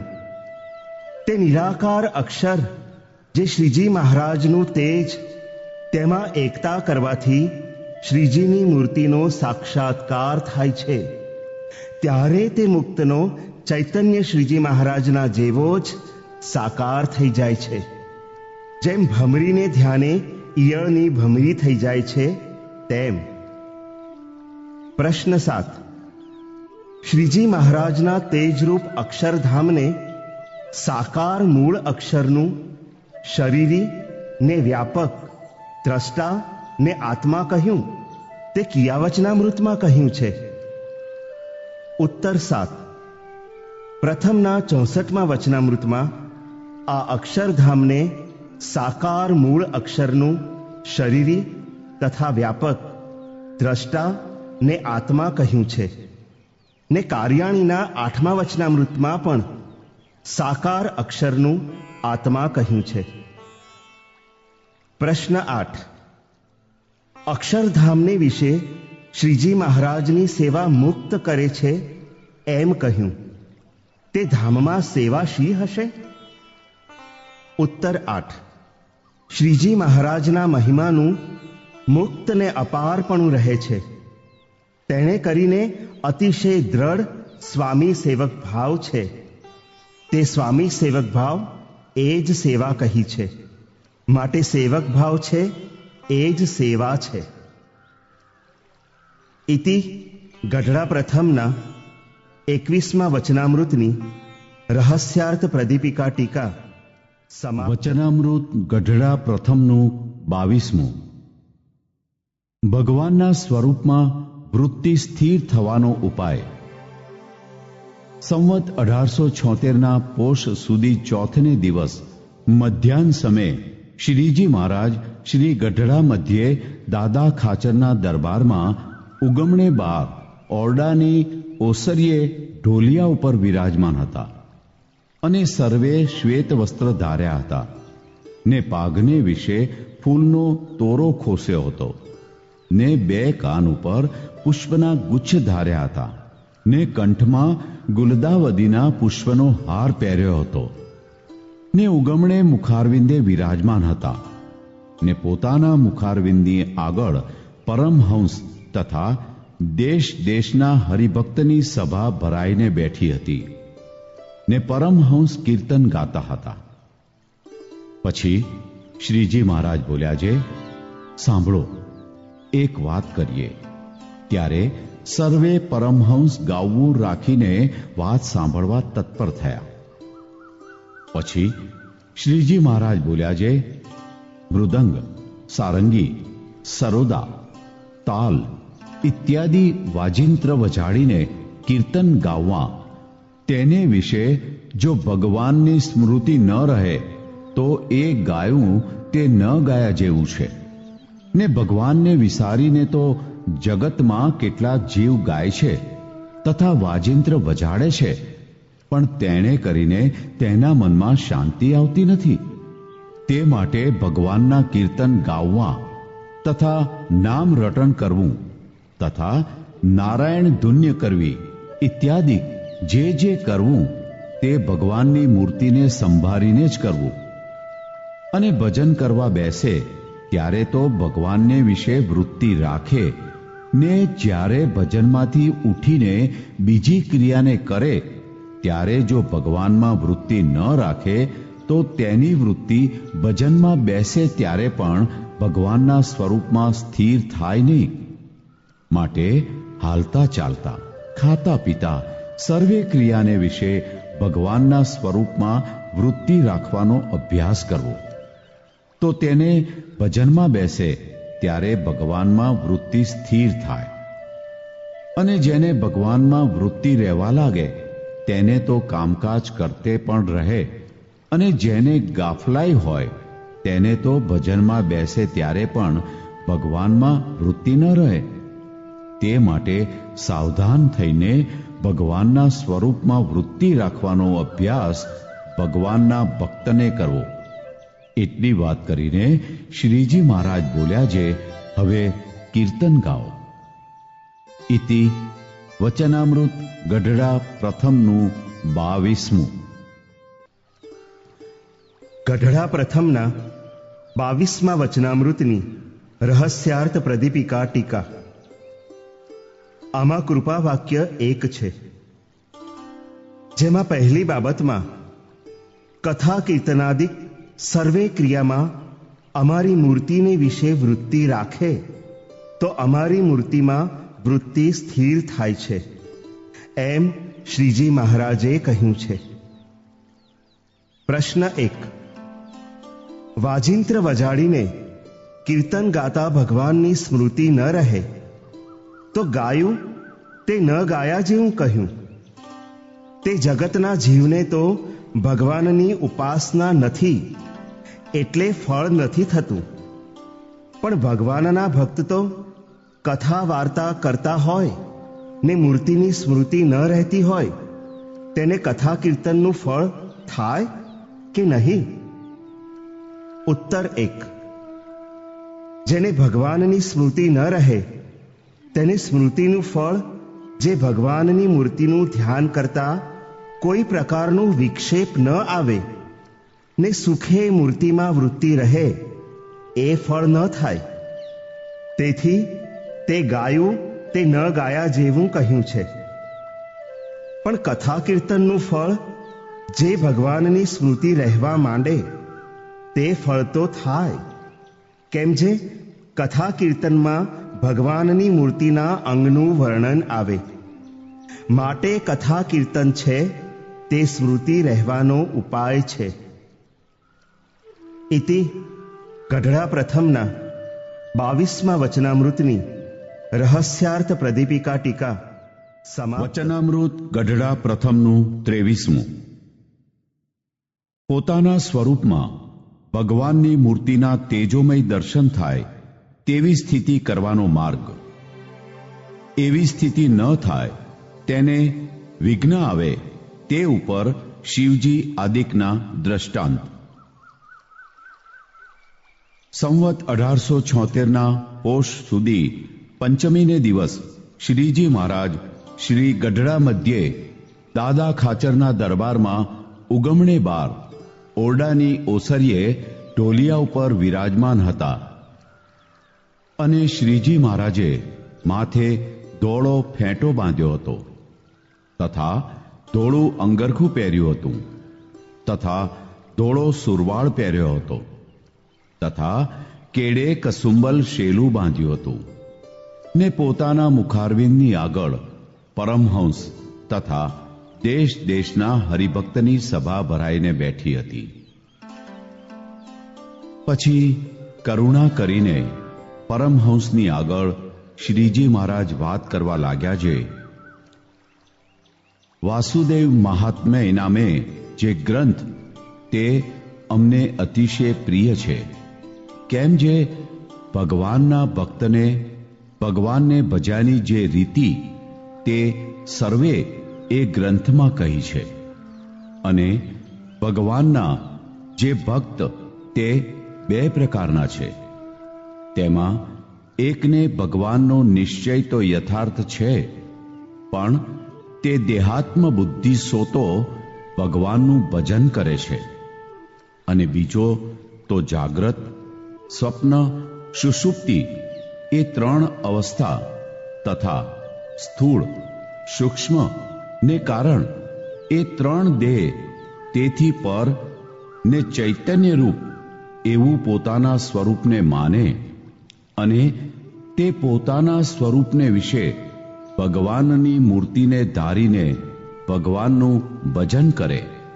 પછી ત્રણ અવસ્થાથી ને ત્રણ શરીરથી પર જે પોતાનું સ્વરૂપ તેને અતિશય પ્રકાશમાન ભાળે ને તે પ્રકાશને વિશે ભગવાનની મૂર્તિ જેવી પ્રગટ પ્રમાણ છે તેવી અતિશય પ્રકાશયુક્ત ભાસે એવી રીતની સ્થિતિવાળો હોય અને એવી રીતની સ્થિતિ જ્યાં સુધી થઈ નથી ત્યાં સુધી ભગવાનનો ભક્ત છે તો પણ તેને માથે વિઘ્ન છે. અને જો એવી સ્થિતિમાં શિવજી નહોતા વર્તતા તો મોહની સ્વરૂપમાં મોહ પામ્યા, અને એવી સ્થિતિમાં બ્રહ્મા નહોતા વર્તતા તો સરસ્વતીને દેખીને મોહ પામ્યા. અને એવી સ્થિતિમાં નારદજી નહોતા વર્તતા તો પરણ્યાનું મન થયું. અને ઇન્દ્ર તથા ચંદ્રાદિક તેમને જો એવી સ્થિતિ નહોતી તો કલંક લાગ્યા. અને ભગવાનનો ભક્ત હોય પણ જો એવી સ્થિતિને ન પામ્યો હોય તો ભગવાનને વિશે પણ પ્રાકૃત ભાવ પરઠાઈ જવાય છે. જેમ રાજા પરીક્ષિત એવો ભક્ત નહોતો તો રાસ ક્રીડા સાંભળીને શ્રી કૃષ્ણ ભગવાનને વિશે સંશય થયો.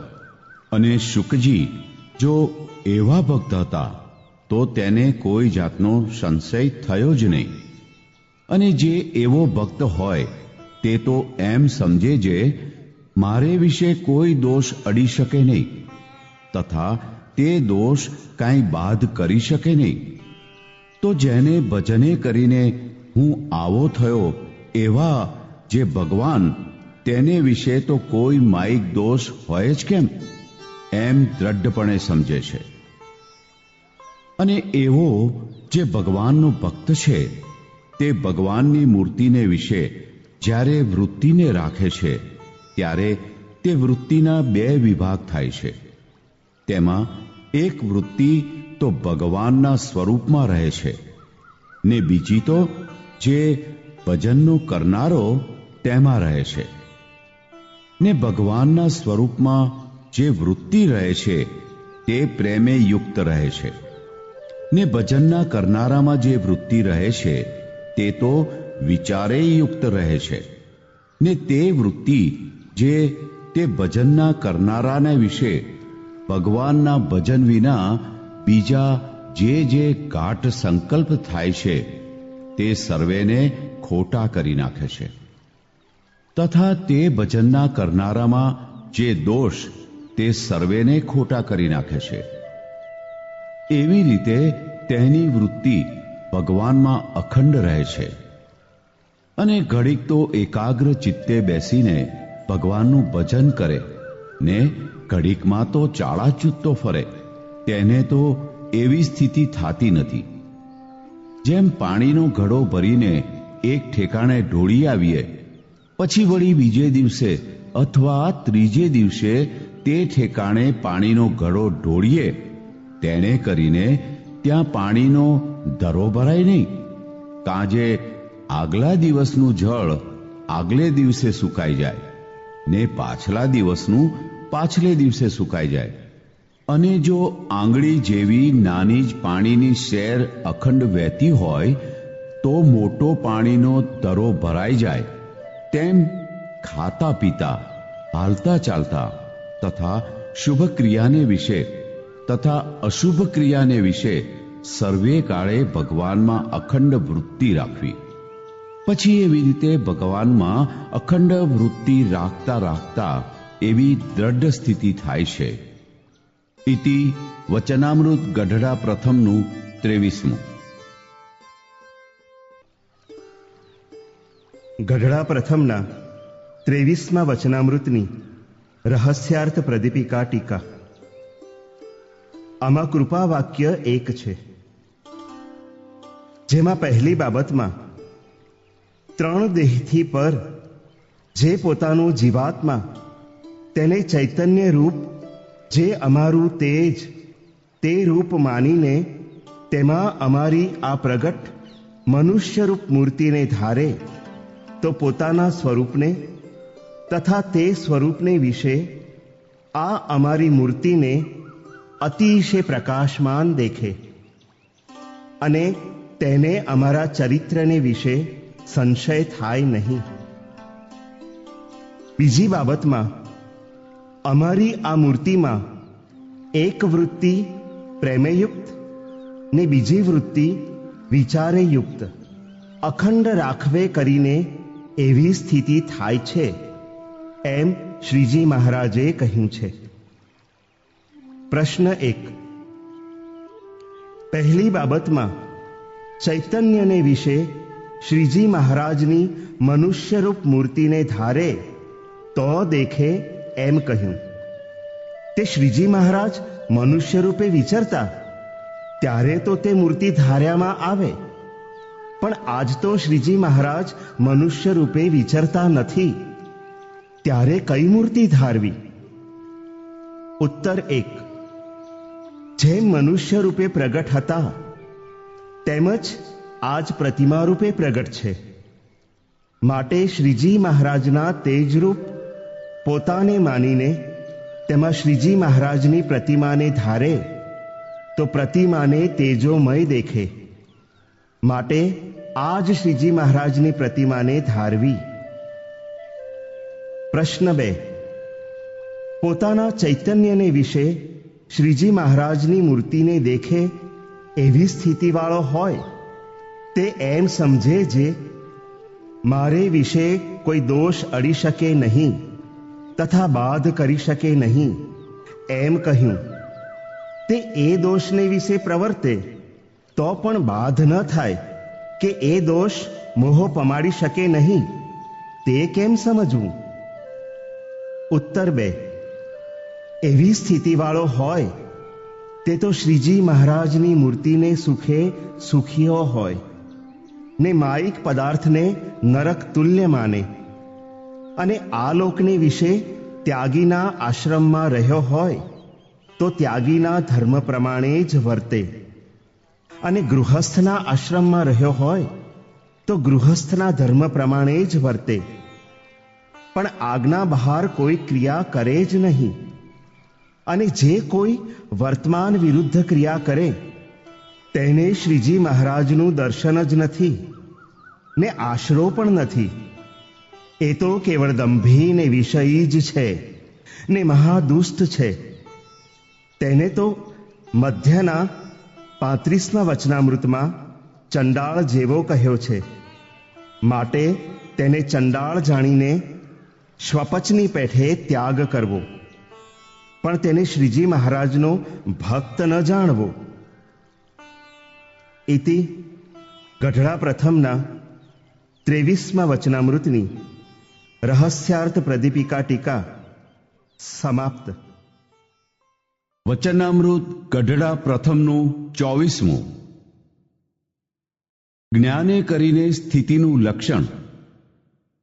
ભગવત સ્વરૂપમાં ગુણદોષ પરઠનારો જેવા ગુણદોષ પરઠે તેવો પોતે થાય તે વિશે સમજ. ભગવાનનો દ્રઢ નિશ્ચય હોવા છતાં અપૂર્ણપણું રહેવાનું કારણ. સંવત 1876ના પોષ સુધી છઠને દિવસ સંધ્યા સમયે શ્રીજી મહારાજ શ્રી ગઢડા મધ્યે દાદા ખાચરના દરબારમાં ઉગમણે બાર ઓરડાની ઓસરીએ ઢોલિયા ઉપર વિરાજમાન હતા ને માથે ધોળો ફેંટો બાંધ્યો હતો ને ધોળો ખેસ પહેર્યો હતો તથા ગરમ પોસની રાતી ડગલી પહેરી હતી ને ધોળો ચોફાળ ઓઢ્યો હતો ને પોતાના મુખારવિંદની આગળ પરમહંસ તથા દેશ દેશના હરિભક્તની સભા ભરાઈને બેઠી હતી. પછી શ્રીજી મહારાજ પરમહંસ પ્રત્યે બોલ્યા છે, જે રીતે જ્ઞાને કરીને સ્થિતિ થાય છે તે કહીએ છીએ. તે જ્ઞાન કેવું છે તો પ્રકૃતિ પુરુષથી પર છે ને એ જ્ઞાનને વિશે સ્થિતિ થાય છે ત્યારે પ્રકૃતિ પુરુષ ને પ્રકૃતિ પુરુષનું જે કાર્ય તે કાંઈએ નજરમાં આવતું નથી ને એનું નામ જ્ઞાન પ્રલય કહેવાય છે. અને એવી સ્થિતિ થાય છે તેને એક રસ ચૈતન્ય ભાસે છે ને તેને વિશે એક ભગવાનની મૂર્તિ જ રહે છે, પણ બીજો કોઈ આકાર રહેતો નથી. અને ક્યારેક તો એ પ્રકાશમાં ભગવાનની મૂર્તિ પણ દેખાય નહીં, એકલો પ્રકાશ જ દેખાય છે. ને ક્યારેક તો પ્રકાશ પણ દેખાય ને ભગવાનની મૂર્તિ પણ દેખાય. એને જ્ઞાને કરીને સ્થિતિ જાણવી. અને જેવી ભગવાનની મૂર્તિ પ્રગટ દેખાય છે એ મૂર્તિને વિશે અખંડ વૃત્તિ રહે તેણે કરીને એવી સ્થિતિ થાય છે. ને જેને જેવો ભગવાનનો મહિમા સમજાણો હોય તેના હૃદયમાં તેટલો જ પ્રકાશ થાય છે ને તેટલો તેને પ્રણવ ને નાદ સંભળાય છે ને જેટલો જેને ભગવાનનો નિશ્ચય ને મહિમા સમજાય છે તેને તેટલા ભૂંડા ઘાટ બંધ થઈ જાય છે ને જ્યારે ભગવાનનો નિશ્ચય યથાર્થ થાય છે ને યથાર્થ મહિમા સમજાય છે ત્યારે તેને ભૂંડા ઘાટ માત્ર ટળી જાય છે. જેમ લીંબુની એક ચીર ચૂસી હોય તો થોડા થોડા દાંત અંબાય, પણ હળવા હળવા ચણા ચવાય ખરા? ને જો આખું લીંબુ ચૂસ્યું હોય તો ચણા ચવાય નહીં ને મગનો દાણો પરાણે પરાણે ચવાય. અને જો ઘણા લીંબુ ચૂસ્યા હોય તો રાંધેલો ભાત પણ ચવાય નહીં. તેમ ભગવાનના નિશ્ચય ને મહાત્મ્ય રૂપી જેને ખટાઈ ચડી હોય તેની 4 અંતઃકરણ ને 10 ઇન્દ્રિયો રૂપ જે દાઢ્યો તે સર્વે અંબાઈ જાય છે. ત્યારે એ જીવ મનરૂપ પોતાની દાઢે કરીને વિષયના સંકલ્પરૂપી ચણાને ચાવવાને સમર્થ થતો નથી, તેમજ ચિત્તરૂપ પોતાની દાઢે કરીને વિષયનું ચિંતવન કરવા સમર્થ થતો નથી, તેમજ બુદ્ધિરૂપ પોતાની દાઢે કરીને વિષયનો નિશ્ચય કરવા સમર્થ થતો નથી, તેમજ અહંકાર રૂપ પોતાની દાઢે કરીને વિષય સંબંધી અભિમાન કરવા સમર્થ થતો નથી, તેમજ પંચ જ્ઞાન ઇન્દ્રિયો ને પંચ કર્મ ઇન્દ્રિયો રૂપ જે દાઢ્યો છે તે દાઢે કરીને તે ઇન્દ્રિયોના વિષય રૂપ જે ચણા તેને ચાવવાને સમર્થ થતો નથી. અને જેને યથાર્થ ભગવાનનો નિશ્ચય ન હોય ને યથાર્થ ભગવાનનો મહિમા જણાનો ન હોય તેના ઇન્દ્રિયો તથા અંતઃકરણ તે પોતપોતાના વિષય થકી યથાર્થપણે નિવૃત્તિ પામતા નથી. અને જે ભગવાનનું સ્વરૂપ છે તે તો માયા ને માયાના જે ગુણ તે થકી પર છે અને સર્વે વિકારે રહિત છે, પણ જીવના કલ્યાણને અર્થે મનુષ્ય જેવા ભાસે છે તે ભગવાનને વિશે જે અલ્પમતીવાળા છે તે જેવા જેવા દોષ કલ્પે છે તે ભગવાનને વિશે તો એકે દોષ નથી, પણ કલ્પનારાની બુદ્ધિમાંથી એ દોષ કોઈ કાળે ટળવાના નહીં. તેમાં જે ભગવાનને કામી સમજે છે તે પોતે અત્યંત કામી થઈ જાય છે, અને જે ભગવાનને ક્રોધી સમજે છે તે પોતે અત્યંત ક્રોધી થઈ જાય છે, ને જે ભગવાનને લોભી સમજે છે તે પોતે અત્યંત લોભી થઈ જાય છે, અને જે ભગવાનને ઈર્ષ્યાવાન સમજે છે તે પોતે અત્યંત ઈર્ષ્યાવાન થઈ જાય છે. એ આદિક જે દોષ ભગવાનને વિશે કલ્પે છે તે તો જેમ સૂર્ય સામી ધૂળની ફાંટ ભરીને નાખીએ તે પોતાની આંખમાં પડે છે, તેમ ભગવાનને વિશે જે જાતનો દોષ કલ્પે છે તે પોતાને દુઃખ દે છે. અને પોતામાં ગમે તેવા ભૂંડા સ્વભાવ હોય ને જો ભગવાનને અતિશય નિર્દોષ સમજે તો પોતે પણ અતિશય નિર્દોષ થઈ જાય છે. પછી બ્રહ્માનંદ સ્વામીએ પૂછ્યું છે, કોઈ વિષયમાં પણ પોતાના ઇન્દ્રિયો તણાતા ન હોય ને અંતઃકરણમાં પણ ખોટા ઘાટ થાતા ન હોય ને ભગવાનનો નિશ્ચય પણ યથાર્થ છે તો પણ અપૂર્ણપણું રહે છે ને અંતર સૂનું રહે છે, તેનું શું કારણ છે? ત્યારે શ્રીજી મહારાજ બોલ્યા છે, એ પણ હરિભક્તમાં મોટી ખોટ છે.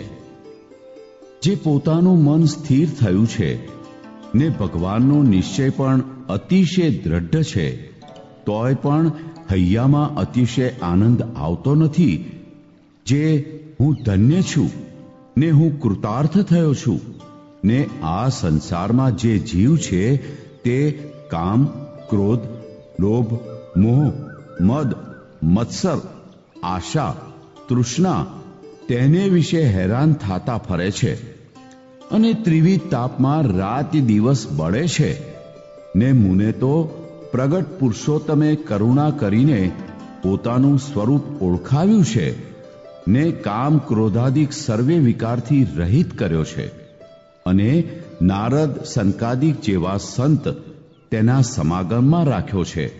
માટે મારું મોટું ભાગ્ય છે એવો વિચાર નથી કરતો, ને આઠે પહોર અતિશય આનંદમાં નથી વર્તતો એ મોટી ખોટ છે.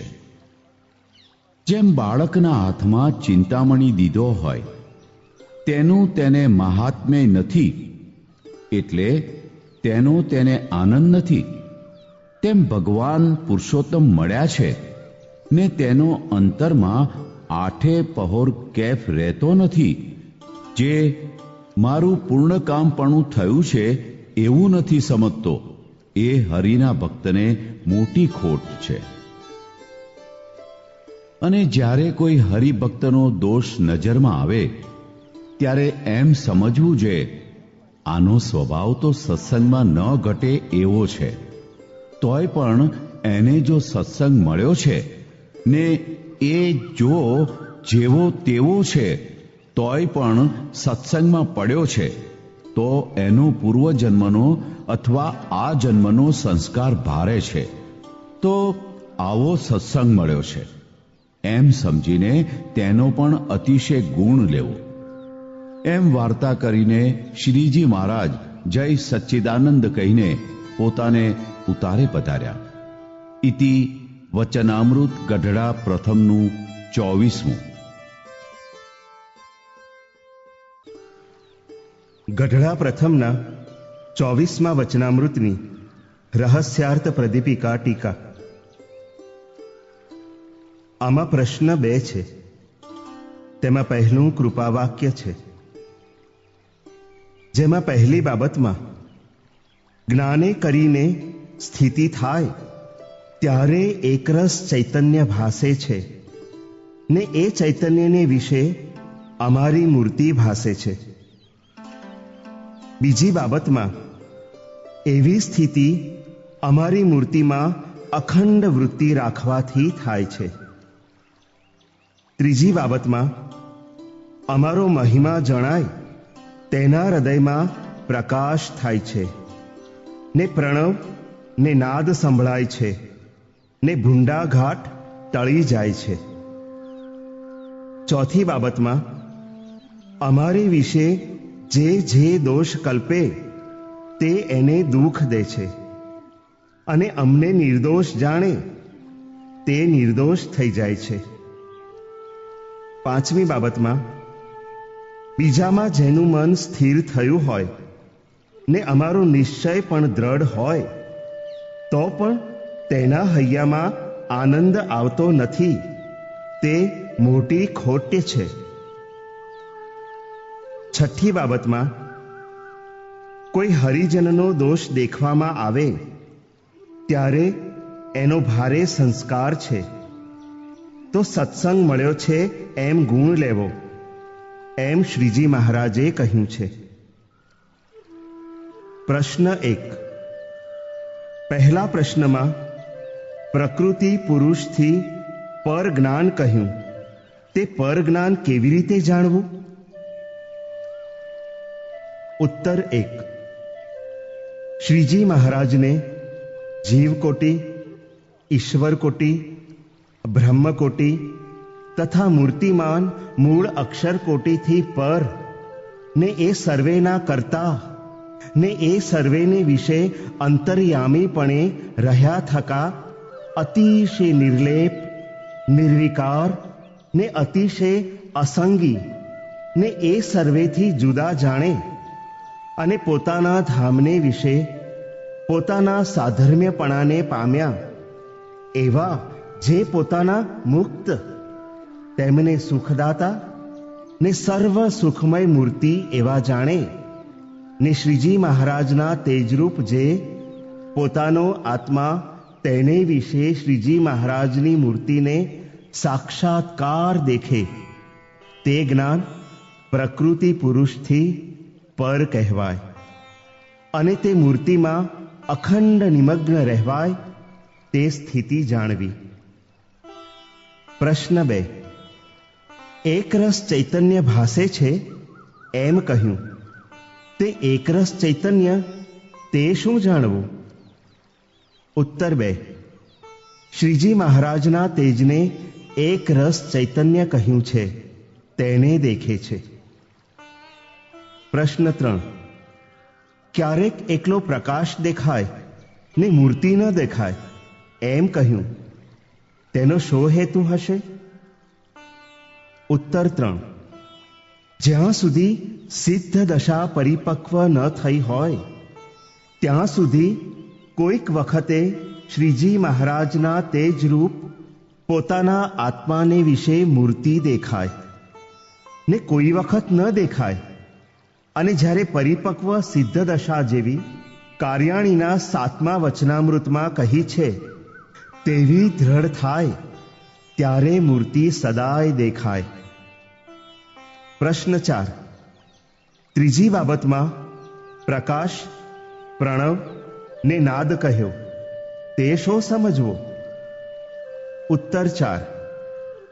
શ્રીજી મહારાજની મૂર્તિમાંથી તેજ છૂટે છે, તેના ઝણઝણાટ જુદા જુદા શબ્દ થાય છે, તે શબ્દને પ્રણવ કહ્યો છે, અને તે પ્રણવનો ઘોષ થાય છે, તે ઘોષને નાદ કહ્યો છે, અને એ તેજને પ્રકાશ કહ્યો છે.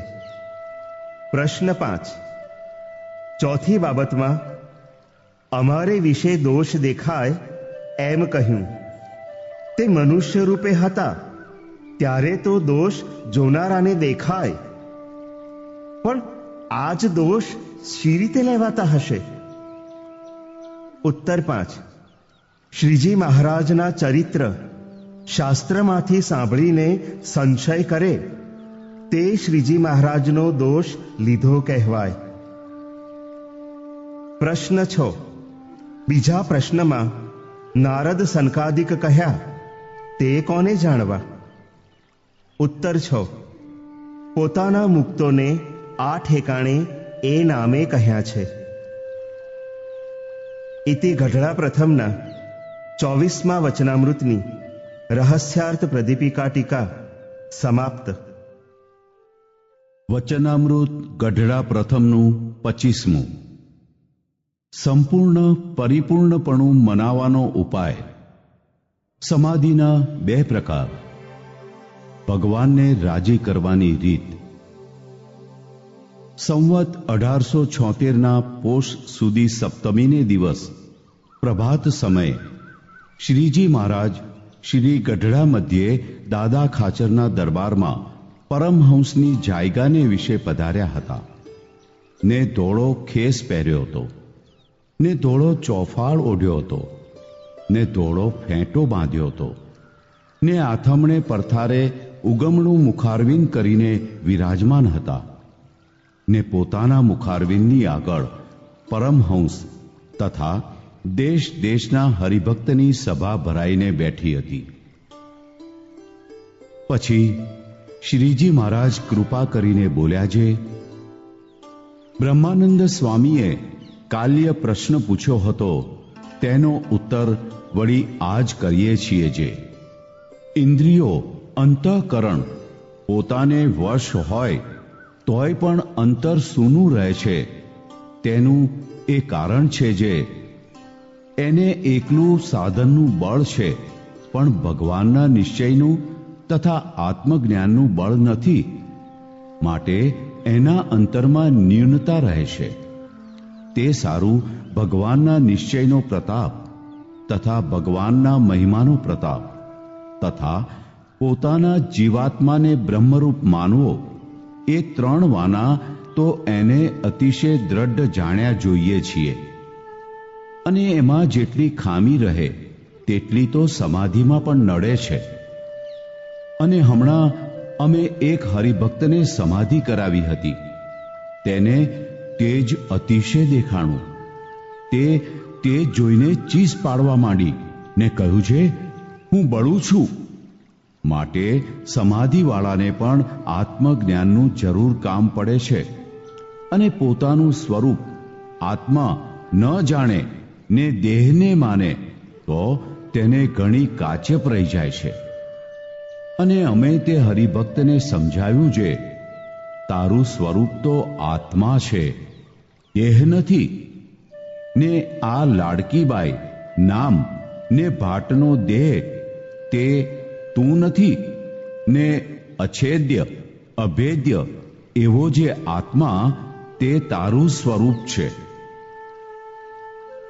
પછી અમે તેને સમાધિ કરાવીને કહ્યું છે, ગણપતિને સ્થાનકે 4 પાંખડીનું કમળ છે, ત્યાં જઈને તારું સ્વરૂપ જો. અને જ્યારે સમાધિવાળો ગણપતિને સ્થાનકે જાય છે ત્યારે ત્યાં નાદ સંભળાય છે ને પ્રકાશ દેખાય છે. ને તેથી પર બ્રહ્માના સ્થાનકને વિશે જાય છે ત્યારે તેથી નાદ પણ ઘણો સંભળાય છે ને પ્રકાશ પણ તેથી અતિશય ઘણો દેખાય છે. અને તેથી પર વિષ્ણુને સ્થાનકે જાય છે ત્યારે તેથી અતિશય નાદ સંભળાય છે ને તેથી તેજ પણ અતિશય દેખાય છે. એવી રીતે જેમ જેમ ઊંચા ઊંચા સ્થાનકને વિશે જાય છે તેમ તેમ વધુ વધુ નાદ સંભળાય છે ને વધુ વધુ પ્રકાશ દેખાય છે. અને એવી રીતે સમાધિમાં અતિશય તેજ દેખાય છે ને અતિશય નાદ થાય છે ને કડાકા અતિશય થાય છે. તે ગમે તેવો ધીરજવાન હોય તો પણ કાયરપણું આવી જાય છે. જો અર્જુન ભગવાનના અંશ હતા ને મહાશુરવીર હતા તો પણ ભગવાનનું વિશ્વરૂપ જોવાને સમર્થ થયા નહીં.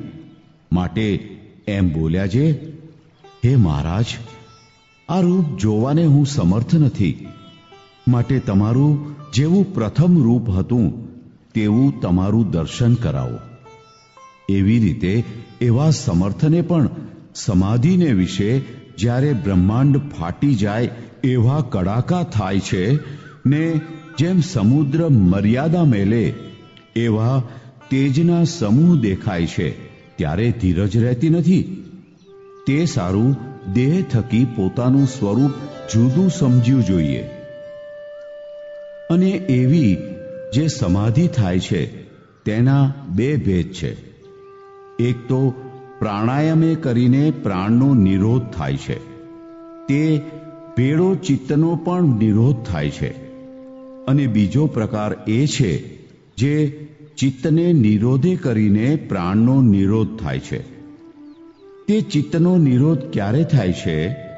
તો જ્યારે સર્વે ઠેકાણેથી વૃત્તિ તૂટીને એક ભગવાનને વિશે વૃત્તિ જોડાય. ને તે ભગવાનને વિશે વૃત્તિ ક્યારે જોડાય? તો જ્યારે સર્વ ઠેકાણેથી વાસના તૂટીને એક ભગવાનના સ્વરૂપની વાસના થાય ત્યારે તે વૃત્તિ કોઈની હઠાવી ભગવાનના સ્વરૂપમાંથી પાછી હઠે નહીં. જેમ કોઈ કૂવો હોય ને તે ઉપર 20 કોષ ફરતા હોય ને તેનો પ્રવાહ જુદો જુદો ચાલતો હોય ત્યારે તે પ્રવાહમાં જોર હોય નહીં. અને તે વિશે કોષનો પ્રવાહ ભેળો કરીએ તો નદીના જેવો અતિશય બળવાન પ્રવાહ થાય. તે કોઈનો હઠાવ્યો પાછો હઠે નહીં. તેમ જેની વૃત્તિ નિર્વાસનિક થાય છે ત્યારે તેનું ચિત્ત છે તે ભગવાનના સ્વરૂપમાં જોડાય છે. અને જેના ચિત્તમાં સંસારના સુખની વાસના હોય તેને તો શ્રોત્ર ઇન્દ્રિય દ્વારે અનંત જાતના જે શબ્દ તેને વિશે જુદી જુદી વૃત્તિ ફેલાઈ જાય છે. તેમજ ત્વચા ઇન્દ્રિય દ્વારે હજારો જાતના જે સ્પર્શ તેને વિશે જુદી જુદી વૃત્તિ ફેલાઈ જાય છે. તેમજ નેત્ર ઇન્દ્રિયની વૃત્તિ તે હજારો જાતના જે રૂપ તેને વિશે ફેલાઈ જાય છે. તેમજ રસના ઇન્દ્રિયની વૃત્તિ તે હજારો જાતના જે રસ તેમાં ફેલાઈ જાય છે. તેમજ નાસિકા ઇન્દ્રિયની વૃત્તિ તે અનંત જાતના જે ગંધ તેમાં ફેલાઈ જાય છે. તેમજ કર્મ ઇન્દ્રિયોની વૃત્તિઓ પણ પોતપોતાના વિષયને વિશે હજારો પ્રકારે ફેલાઈ જાય છે. એવી રીતે દશે ઇન્દ્રિયો દ્વારે એનું અંતઃકરણ છે તે હજારો પ્રકારે ફેલાઈ ગયું છે.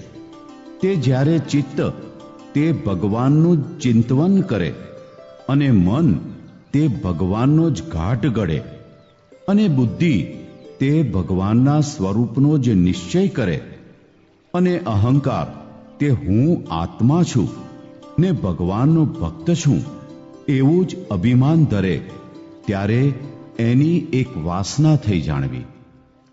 અને પ્રાણે કરીને જે ચિત્તનો નિરોધ થાય છે તે તો અષ્ટાંગી યોગે કરીને થાય છે.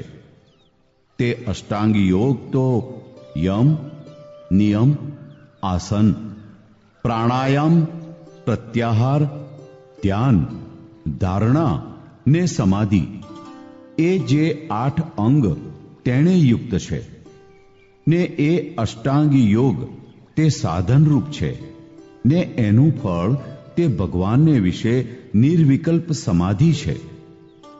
તે જ્યારે એવી નિર્વિકલ્પ સમાધિ થાય છે ત્યારે પ્રાણને નિરોધે કરીને ચિત્તનો નિરોધ થાય છે. અને જો ચિત્ત નિર્વાસનિક થઈને ભગવાનને વિશે જોડાય છે તો તે ચિત્તને નિરોધે કરીને પ્રાણનો નિરોધ થાય છે. માટે જેમ અષ્ટાંગ યોગ સાધવે કરીને ચિત્તનો નિરોધ થાય છે તેમ ભગવાનના સ્વરૂપને વિશે જોડાવે કરીને ચિત્તનો નિરોધ થાય છે. માટે જે ભક્તની ચિત્તવૃત્તિ ભગવાનના સ્વરૂપને વિશે જોડાણી તેને અષ્ટાંગ યોગ વગર સાધે સદાય રહ્યો. માટે એવો જે ભગવાનના સ્વરૂપનો મહિમા તેને મૂકીને એકલું સાધનનું બળ લે છે તેને કોઈ રીતે અંતરમાં સુખ રહેતું નથી અને તેનું અંતકાળે પણ સારું થતું નથી. માટે સાધન છે, વર્તમાન છે તે તો ભગવાનની આજ્ઞા છે, તે જરૂર રાખવા. જેમ બ્રાહ્મણનો ધર્મ છે જે નાવું ધોવું ને પવિત્રપણે રહેવું, તે કોઈ દિવસ શૂદ્રના ઘરનું પાણી પીએ જ નહીં, તેમ સત્સંગી હોય તેને ભગવાનની આજ્ઞામાં ફેર પાડવો જ નહીં.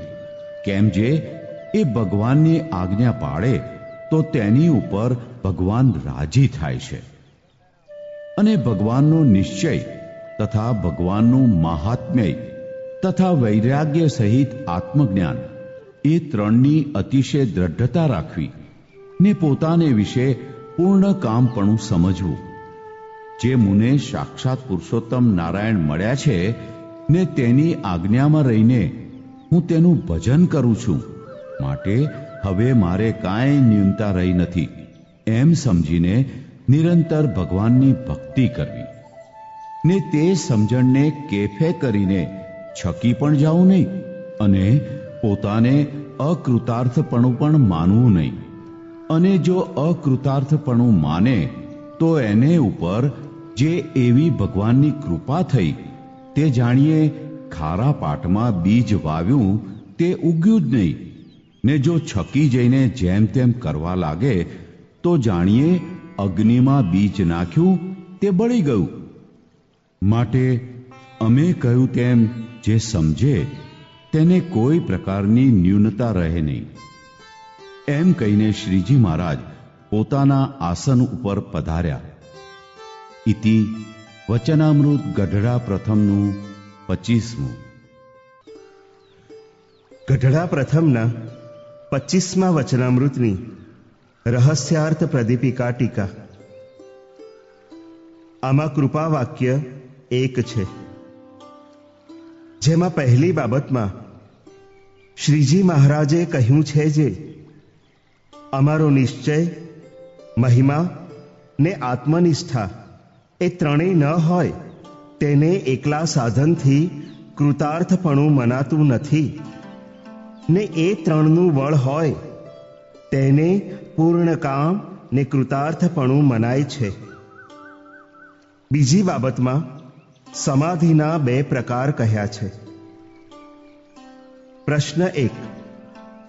પહેલી બાબતમાં નિશ્ચય કહ્યો તે કેવો જાણવો? ઉત્તર 1. પુરુષ, કાળ, બ્રહ્મ, અક્ષર તથા મુક્ત એ સર્વેથી શ્રીજી મહારાજને પર, સદા સાકાર, સર્વેના કર્તા, નિયંતા ને સર્વેના અંતર્યામી જાણવા તે નિશ્ચય કહેવાય. પ્રશ્ન 2. શ્રીજી મહારાજનો મહિમા કહ્યો તે કેવો જાણવો? ઉત્તર 2. શ્રીજી મહારાજ જીવકોટી, ઈશ્વરકોટી, બ્રહ્મકોટી તથા મૂળ અક્ષરકોટીથી પર છે ને સદા સાકાર મૂર્તિ છે ને સર્વેને પોતાની શક્તિએ કરીને ધરી રહ્યા છે અને એ સર્વેમાં અન્વયપણે રહ્યા થકા પોતાના તેજ રૂપ અક્ષરધામમાં વ્યતિરેકપણે રહ્યા છે.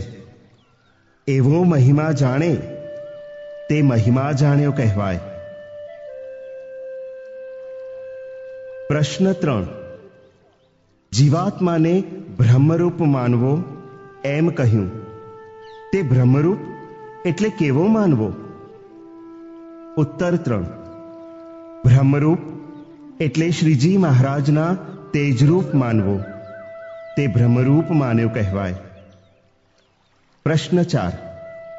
પહેલી બાબતમાં નાદ સંભળાય છે ને પ્રકાશ દેખાય છે એમ કહ્યું તે કોનો હશે? ઉત્તર 4.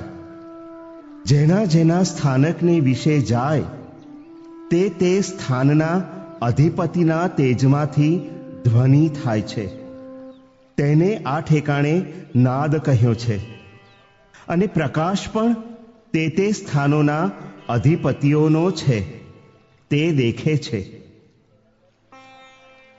પ્રશ્ન 5. બીજી બાબતમાં સાક્ષાત પુરુષોત્તમ મળ્યા છે એમ કહ્યું તે સાક્ષાત મળ્યા ક્યારે કહેવાય? ઉત્તર 5. શ્રીજી મહારાજ મનુષ્ય રૂપે દર્શન દેતા હોય ત્યારે ધામમાં જે મૂર્તિ છે તે જ આ મૂર્તિ છે એમ જાણે અને પ્રતિમા રૂપે દર્શન આપતા હોય ત્યારે તે પ્રતિમાને ધામમાં મૂર્તિ છે તે જ જાણે ને આજ્ઞામાં રહીને ભક્તિ કરે તો સાક્ષાત મળ્યા કહેવાય. પ્રશ્ન 6. છકી જાઉં નહીં એમ કહ્યું તે કેમ વર્તે તો છકી ગયો કહેવાય? ઉત્તર 6. શ્રીજી મહારાજના જ્ઞાનનો ને મહિમાનો ઓથ લઈને વર્તમાનમાં ફેર પાડે ને સત્સંગના ધોરણ પ્રમાણે ન વર્તે ને બીજાથી પોતાને અધિક માને તે છકી ગયો કહેવાય. તેને પ્રથમ શ્રીજી મહારાજની કાંઈક કૃપા થઈ હોય, તેણે કરીને કાંઈક શુભ ગુણ પ્રાપ્ત થયા હોય તે જતા રહે ને ઉલટો શ્રીજી મહારાજનો કોપ થાય. ઇતિ ગઢડા પ્રથમના 25મા વચનામૃતની રહસ્યાર્થ પ્રદીપિકા ટીકા સમાપ્ત.